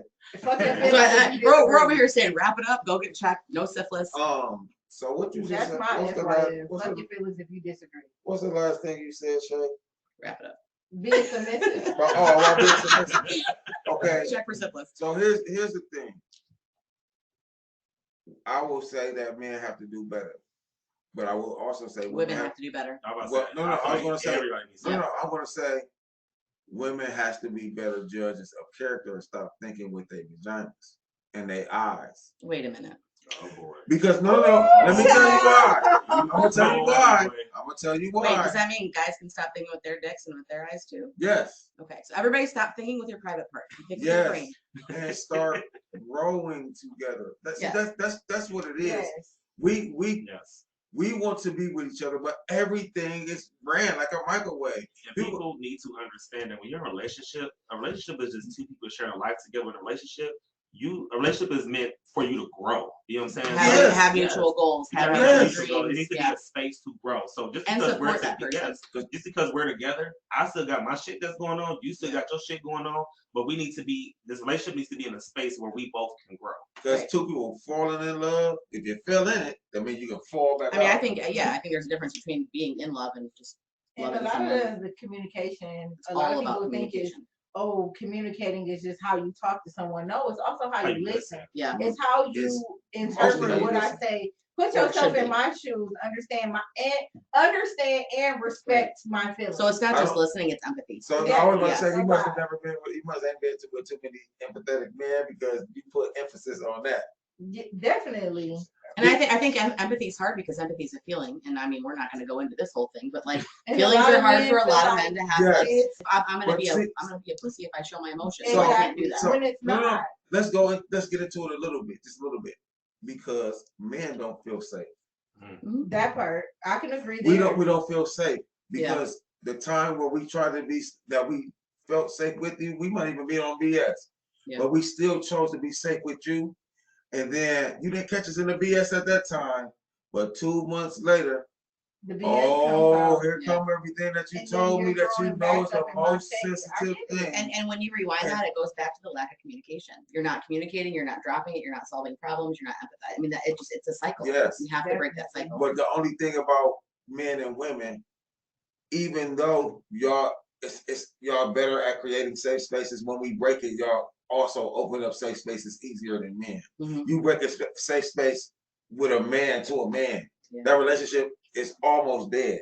Mhm. 30 years, but when a man is done, they're done. So it's safe to say that men are more sensitive than women. Yes, Mhm. I always But they said just need that. to have a safe place to be able to show. I them. always said that, but that's because we were never allowed Yeah.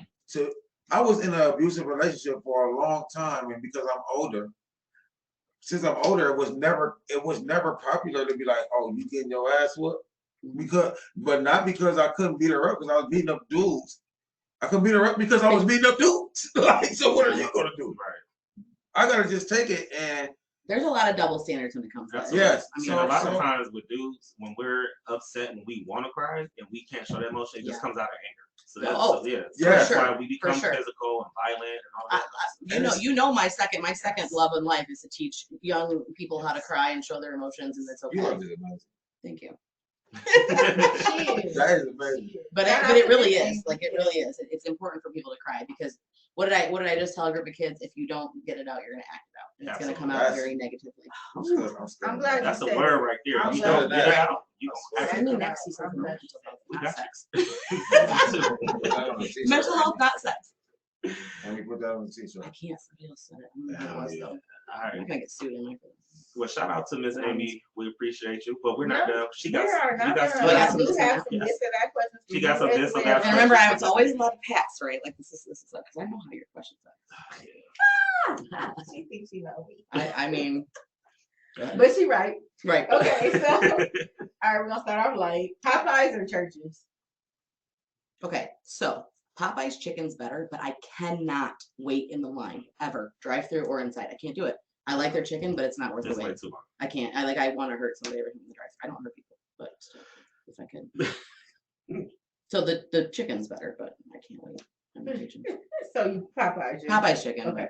Do we even have a churches here? There is. Yes, they just Over on opened Randall. Oh, the back one up. that's on Hill. The menus changed a lot, but Mhm. it's I hope churches. so, because last time we went there, they had no sides. I feel like, oh, we're out. Oh, we're out. Oh, we're out. So. Or you go up there like, we don't got no chicken. We just got sides only. What? Right. Why am I here? So why are you open? So now you're just the church. Where's the Can I chicken? actually shout out though that new chicken place over in Westgate? That place is really good. Is it? I always wondered. I've I seen it. tried but to I go was there like, Super, once super today. chicks. Am I Yes. gonna do that? Yeah, like, try it. It's good. All right, so date night in or out? No, I'm an outper. I like to be out. she does. I'm an out. She's a turn up queen. So picnic or 5-star restaurant? I mean, I like to try food. Probably a 5-star restaurant. I mean, I like the idea of picnics, but 5-star restaurant for sure. Okay. See, I'm gonna pick like give me some strawberries on that little carpet out by the water. Oh, okay. Hmm. Buy me something that tastes really good from a restaurant. I'm cool. How about a 5-star restaurant by the water? I'm with it. Okay, down on the dots. Okay. All right. So during intimacy, talking or no talking? Okay. So who, me or the partner? Like your partner. I need you to moan. You gotta moan so I know that I'm doing something right. Yeah. Like I can't. The quiet thing is need weird. Like if you're feedback. quiet, I'm like, am I doing something wrong? It's very I good. need you to talk. Like there needs to be sound Yes. so I can get It's like feedback. food. Like when you're eating, you don't just sit there and quietly eat it. Smack on it. You Yes, just say, smack on it. You know? I need a smack. I need you to smack on it. Smack on it. Moan on it. That's And you know what? And always here's good. the, and I know maybe maybe this is a guy thing, but like also when you're getting off, like I need you to also make noise then. Don't try to. Did you have to concentrate? Maybe that's the thing. No, like a it's- concentration it's too vulnerable for us. Okay, well I'm gonna need that loud moaning smacking when you're. Yeah, let me Orgasm. know. Coach Look, me through I it. can't talk about. I can't say nothing about no other race, but we're coming up on my age group. Everything, if it's heterosexual sex, everything was gay. Like, bro, you moaning when you bushing. Up with a girl. You know what though? Here's what I I'm need. supposed to. I need that one like Rico Suave kid that was like, yeah, because I got all the ladies, and that's why, because he knows that it's not. Yes, So I I had know. this friend I know. who told me about Yeah. so basically growing up he had a parent who was like basically giving head, and so it was like all the girls knew he was the only one that did it, so he got all the girls, and it was just like that's kind of how it worked. You're vocal about what you're willing to do. You said you got He a was who? he was the giver. I said I had a friend. You had a friend? You still have this friend? No. Because I know who it is. What? No, you don't. All right, so we're not He's gonna from put. here? No name drops. We're not gonna be putting Toledo's head business out on this podcast. I'll tell you off air. No, Okay. Yeah, okay, I don't feel like getting. Okay, like so getting back to any- our this and that. Y'all trying to get too much. That was all my this and that. Look at that. Listen, those are mild. So, music or no music during sex? I mean, in theory, I have a whole sex mix on my phone, but I'll Me never listen too. to it. That's the thing. Like, I don't. So That- Period's mind wants to know what's But your sex. It was that Do you one. want sex mix 1 or 2? I only made this playlist for that one Is person. it one like? Well, fast it's or actually slow? called Like a it's called Slow Jams 1 and 2, but it's really just R. sex. Kelly on there. So mine is. I don't know. Let me called- look. Well, like, Mine is called My Lover Vibe Mix, and it got DJ play a love song, Mhm. bedroom, I gotta find my boom, slow jams here. wet the bed, restroom you said you like occupied. making love and beats. Do Turn you have a it beat it out. up So playlist? I mean, No, it's so just my my playlist goes lover slow to fast and then vibe. slow again. it was Is the the beat it vibe. up playlist like Bootsy? Nah, All right. it get a little ratchet. I ain't gonna lie. Y'all You gonna have know, to add me I to, mean, I I feel grew- like I grew up something in the like 90s, vibes so on mine there. felt It nice. gets a little ratchet. add me to your sex I song share playlist. with you. It's a song I got on my album called Tap Out. Listen, I cannot add you. I've like talked to you. I can't put you on my sex mix. That's weird. He wants you to add his Oh, music. you No, I know, but like it's his No, music, so you I'm like, didn't oh, I get about all You'll this. be thinking about Yeah, it. right,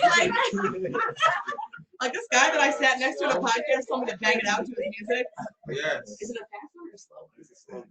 Well, no. So okay, you want to know what's on there? So this is the first one. So I got like Nice and Slow by Usher, Nobody Knows, Twisted, Pony, Slow Motion, Juvenile, Slow Jams. That's one of them. That's not the whole thing. Then a little Chris Brown, Back to Sleep. Some Heat, there Come it Through, You, That's Love. the last one. That has some Kevin Gates, Me Too. I need to do better because I'm like Too Close. Lucky Feet Up. About to beat it up. Put a little in it. You know what? I should put that in the beat it up part of my You playlist. should. Morning by Put Nucky Tiana Feet Buck in the Taylor. beat it up. I feel like That's that my something's girl. getting beat up if you're doing Nucky Buck. Hey, you ain't got no choice but to. Don't beat me up. Oh my Physically. lord. All right. Well, there's that. Was it all of this or that question? No, No, she I got wasn't more. done. We got more. She's looking at her Okay, sex so list. foreplay or dive right in. No, I mean like it's foreplay for sure. Okay. So length or girth? I was Okay, going there. You know what? I'm gonna give a little hint here. So it's not all about like the length, because the fact that I think we talked about this last minute. Nobody wants you banging on your cervix to the point where you can't move unless it's like really the like knock if you butt kind of sex. But Trying to prove a point. so honestly, a female's G spot's actually right on the inside of her vagina. So you could have some nice girth and not a lot of length, and you're hitting the right spot every time. Yep. I actually read a whole book on the G spot when I was in college. It was for a class. It wasn't like for fun. You find somebody that know how to hit that G spot. Right. That's what I'm saying. And that's what I'm saying. Lock 'em up. Sometimes it's like that's a whole like just the tip thing. So if you're like 12 inches or something, and you're just putting in just the tip, it feels almost as good as you. It be the ones with the length that still know what they doing. Okay, that Like, that right there is like a unicorn. oh, yeah, lock them in the basement. You got to. Knock their head between the toilet and the sink. Uh, No domestic violence. We do not. No, we don't do that. condone we don't. domestic Nope. violence. Or You know, lock but- people in basements. Or that too. Put that at the bottom of the screen. Yeah, okay. If you have a large penis and you know how to The work views it, and you are opinions in this not gonna get podcast locked in are the those of the others Thank and not necessarily reflect the views of Please the read the organization disclaimer down below on the screen, please. We of appreciate those that. speaking. right at 100%. I don't know where that came from, but I'm just kidding, y'all. That's what's up. well, there you go. All right, thank you, Miss Amy, for coming You're through. welcome As for having always, me. we greatly appreciate you. I hope y'all took notes on those amazing tips that she gave y'all. It was a lot going on. Miss Shay, do you have any tips or notes for us for your Shay with the Shit segment today? So Yes, I have some advice and the topic I want to talk about. It's a big one, y'all. Let's talk about tolerance versus acceptance. And I want y'all feedback on this as well. So I'm gonna give y'all the definitions of what each one means, and then we can kind of ping pong and talk about the whole topic. So tolerance is to deal with something that still ultimately bothers you, whereas acceptance is to take a situation at face value and not let it alter how you feel. So tolerance is to agree to disagree, whereas acceptance is it is what it is, approach. In most cases, it depends on who it's from that determines what or how much we put up with. Most of the time, we tend to blur the lines and bend the rules for those we care about, which is fine, but just ask yourself, is it being reciprocated? So are you tolerating it just to be tolerating it, or are you getting what you need out of that situation? But you have to be mindful of the difference in the two when dealing with situations. So let me stop pause right there because I have a little more to say, but let me get your intake on that. Between tolerance and acceptance. Yes. Usually, for me, when it comes with tolerance, is usually just because I'm over something, but I just don't want to accept that I'm over it. You know what I'm saying? So usually, if I'm tolerating something, it's because I'm over it. I just don't want to deal with you. I'm just dealing with it. Acceptance to me means that I'm accepting that it happened or whatever happened, and it's time for me to move whichever way that I want to go. So that's just my perspective. Now, are we talking about acceptance and tolerance within love, or just in general? In general. Oh, well, yeah. I mean, tolerance. But mostly in love, because like I said, you tend to bend and break the rules for somebody you really, really deeply care about. Yeah. But that, to me, is affecting your mental health. Absolutely. And in case in point, it becomes a breaking point. Even the strongest people break. So if you're taking on too much. If my partner is doing something that I don't like and I'm tolerating it, then I feel like that's my problem because I'm not stepping up and saying like this is what's bothering me. So at that point, I'm putting the finger to me. Acceptance means, I feel like they're both kind of. Well, I think there's certain things about people that you accept because that's just who they are. are. Absolutely. But then there's certain things that maybe you should or shouldn't tolerate depending on and if you truly love somebody, you have to speak the truth in love sometimes and say like this is not okay. Like I accept who you are, but I don't have to tolerate shit that you do. Correct. Exactly. Yeah. And in case in point, if you can't change the people around you, change the people around you. If nothing changes, if you've already spoken up and said your piece about how you feel about something, and that person chooses to disregard your feelings, then maybe it's time for you to be around people who respect your feelings. Absolutely. And you know what, I will. This is all way easier said than done. Oh, because especially when there's those emotions and feelings involved, and you're like, it's like I really shouldn't be tolerating this. I really shouldn't be accepting this, but you are. So you have to be able to. Sometimes you have to give people enough rope to hang themselves because once you become numb to the situation, you tend to move on. Right. And if that's what it took for me to leave you, then it takes that separation too. It Yes. takes that, separating yourself from the situation to maybe remove those feelings. So how about you? I mean, she said. I read your mind. Because you just gotta gauge. You do tolerance or acceptance with each person. Like it's just some stuff I'm not going to tolerate from a certain person, or it's some things I'm not going to accept from some people. It's something I'm going to accept from you that I won't accept from her. Something I'm going to accept from you that I won't accept from her. Absolutely. Like you know what I'm saying? So it's. I guess I think you have to know those though.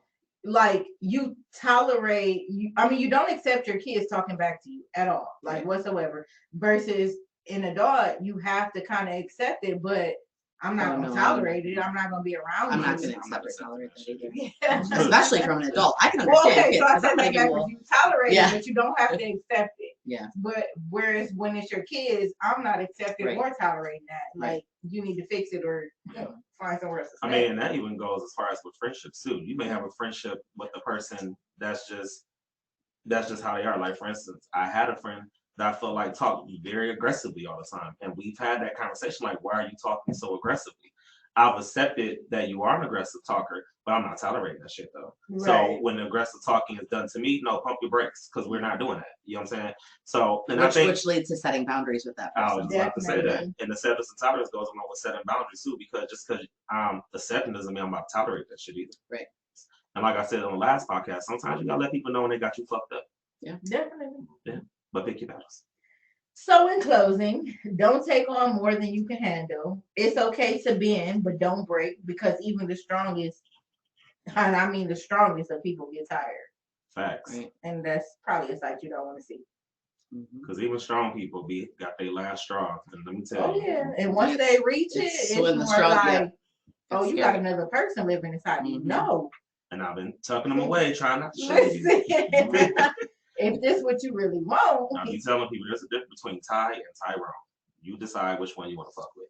Oh, That's Okay. all I'm gonna say. I like that. All right. Well, and speaking of that, this Friday is our last and final show for season 1. So shout out to Mud Talk for Yay. completing the whole season, 11 I'm episodes. giving you guys in. a round of applause because that's awesome. Thank you, thank you.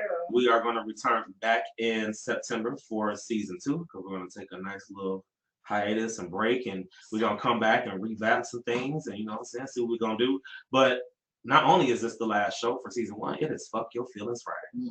Fuck Your Feelings Friday is the last Friday where we get out what we've been holding in all month long, and we let it out here on the show, and we let you guys have your moment too.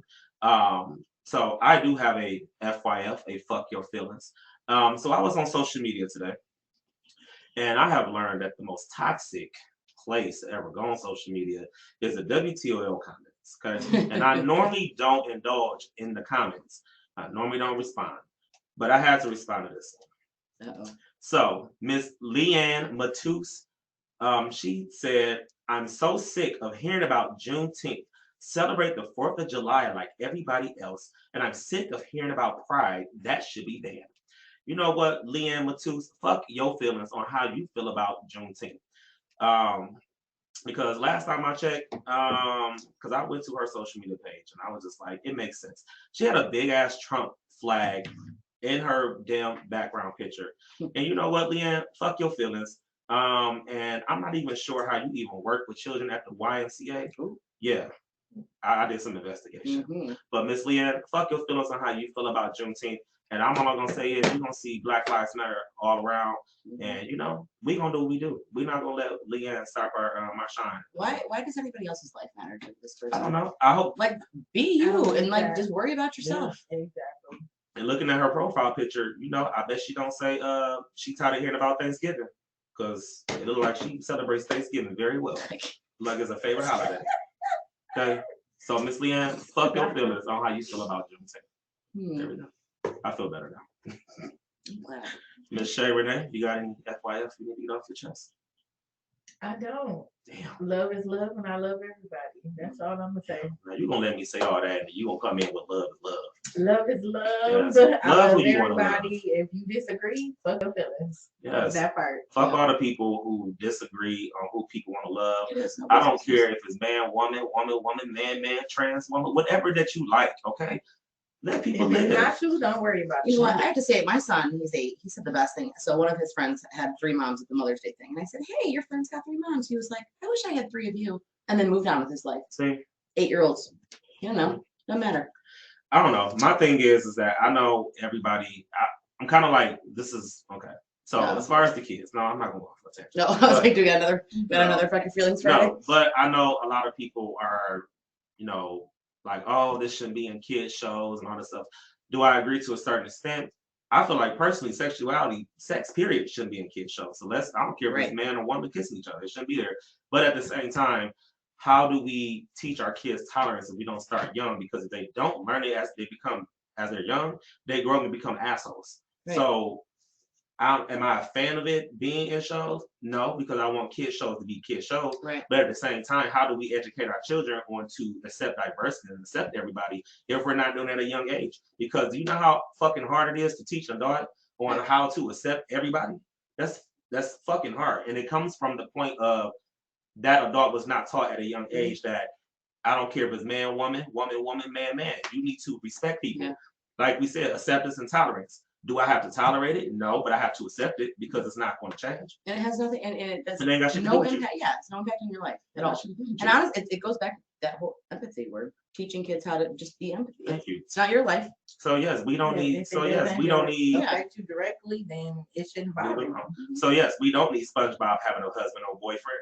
But at the end of the day, we need to teach our kids like, hey, it is okay to respect people who are different from you. And quite honestly, I would like to see a lot more shows that didn't have the whole storyline of the grow up, date, get married at early 20s, have babies, because I think that just, I mean, we could go on a whole nother. Absolutely. But I think that we can show a lot of different lives and a lot of different lifestyles. It's like we get mad when the shows have two people of the same sex kissing. Do you have that same energy when it's a husband and wife kissing? And I mean, and they be slobbing it down. I didn't watch some kid show. Hold on, first of all, I grew up in the world of Degrassi, and they was on there getting down. You know what I'm saying? And nobody said a thing when they were on there kissing and doing whatever. Like, oh, it's a guy and a girl. But then you get older and then you see two people of the same sex, and that was a big problem. Why you didn't have a problem when I was over here watching them get down on the teenage show? Or the double standards of, if it's two women, it's fine. Oh yeah, but it's two guys, it's not. Two men, it's a problem. If it's not you, shut the fuck up. And you know what? In my house, if anybody's I'm kissing, I don't sorry. care who it is. It's all a big. It's all a big deal. That's just how We I give them feel. all a ew. Yeah. Why does everybody see me kissing? That's gross. I don't care who's kissing. I don't care if two guys, two girls, guy and a girl.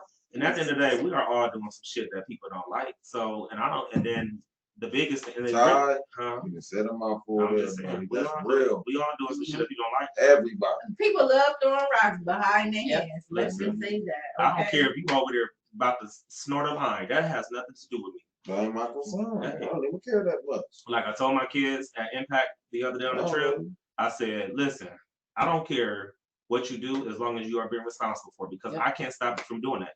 If you decide you want to go out here and have sex, make sure you're being responsible wearing protection. If you decide you want to go out here and smoke weed, you make sure you get weed from a safe Right. place for somebody who ain't gonna waste it with Educate yourself and make a good And make a educated good choice. And choice. it is what it is. I mean, If you decide you want to have sex, hey, just make sure you protect the front door and your back door, whatever it is that you do. and you know what? Stop worrying about what everybody else is doing. Period. Worry about what you do. Worry about yourself. I don't know how many times I say that. Worry about yourself. Exactly. Yeah. The world would be a better A place. much better place. Unless you're going to worry about other people in a positive way and help others. Yes, Then I'm all right with that. definitely. Does anybody else have an FYF or fuck your I feelings? just can't stand all the construction. We were just talking about that. I am going to Yes. lose my mind. And I don't understand why people drive the way they do in construction. And when it rains, that we forgot it. We forgot all the drivers, Ed.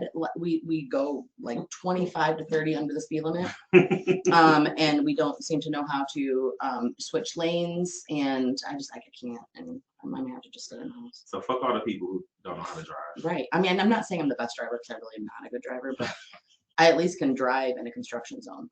Or the people who feel like because it's a power outage and the light's not working, y'all can just make your own traffic rules. No. Fuck your feelings. Right. Because you almost Hey, took let me mine, just PSA, okay? if a traffic light's out, it's a 4-way stop. You're welcome for that. Yes. It was even an officer directing traffic and the car came. So I'm in like it's a turning lane. I'm in the middle lane. The car's on my right hand side. They came in front of me to make from the right hand side to make a left hand turn. And the officer was just standing there like, what are you doing? You have to go straight. Because they don't know how to drive. And they were telling them to stop. So it's like, not only can you not follow directions, you don't know Right. traffic laws. And also, if you don't know how to drive in a roundabout, I'm gonna need you to Google that. Yeah, it's not Because I that. can't. Them roundabouts be fucking people up. I will Oh, say yeah. I will say though, I have to admit, the first time I drove in one, I almost smacked into somebody because I I didn't do know got how to drive. an FYF. Oh, he's got- are you- All right. It's What like- you got? FYF. If you ever hated on a dreamer, dreamers have built everything. Everything that's ever been created, it came from a dreamer. Mhm. Don't be jealous. Right. That's why they hate on dreamers, because they ain't dreamers. So fuck all the They didn't haters. do it Yep. first. Go get your own Right. dreams and build your life. That's what's I up. like it. All right. Well, we appreciate Miss Amy and Shan Digg for stopping by here on the season finale of Mud Talk. This wonderful 2-hour season finale of Mud Talk. We'll be back in September for season 2. We talked about switching some things up, so we got to rebound some things. We can't keep nothing the same. We got to add a little flavor, a little spice to it for next season. But like we always do here, like Miss Shay said, if you can't change the people around you, change the people around you. And remember, nothing changes if nothing changes. And last but not least, sometimes you got to go left to get right, because if you don't get right, you just might get left. I'm Big T. And I'm Shay Renee. And you are listening to the only podcast that brings you the latest in music, news, and fashion straight from the 419, and the only podcast that keeps our ears to the streets. While you grind in the 419. We'll see y'all for season 2 back in September. We appreciate everybody's support, and that's our time, y'all. We'll see y'all for season 2. Deuces.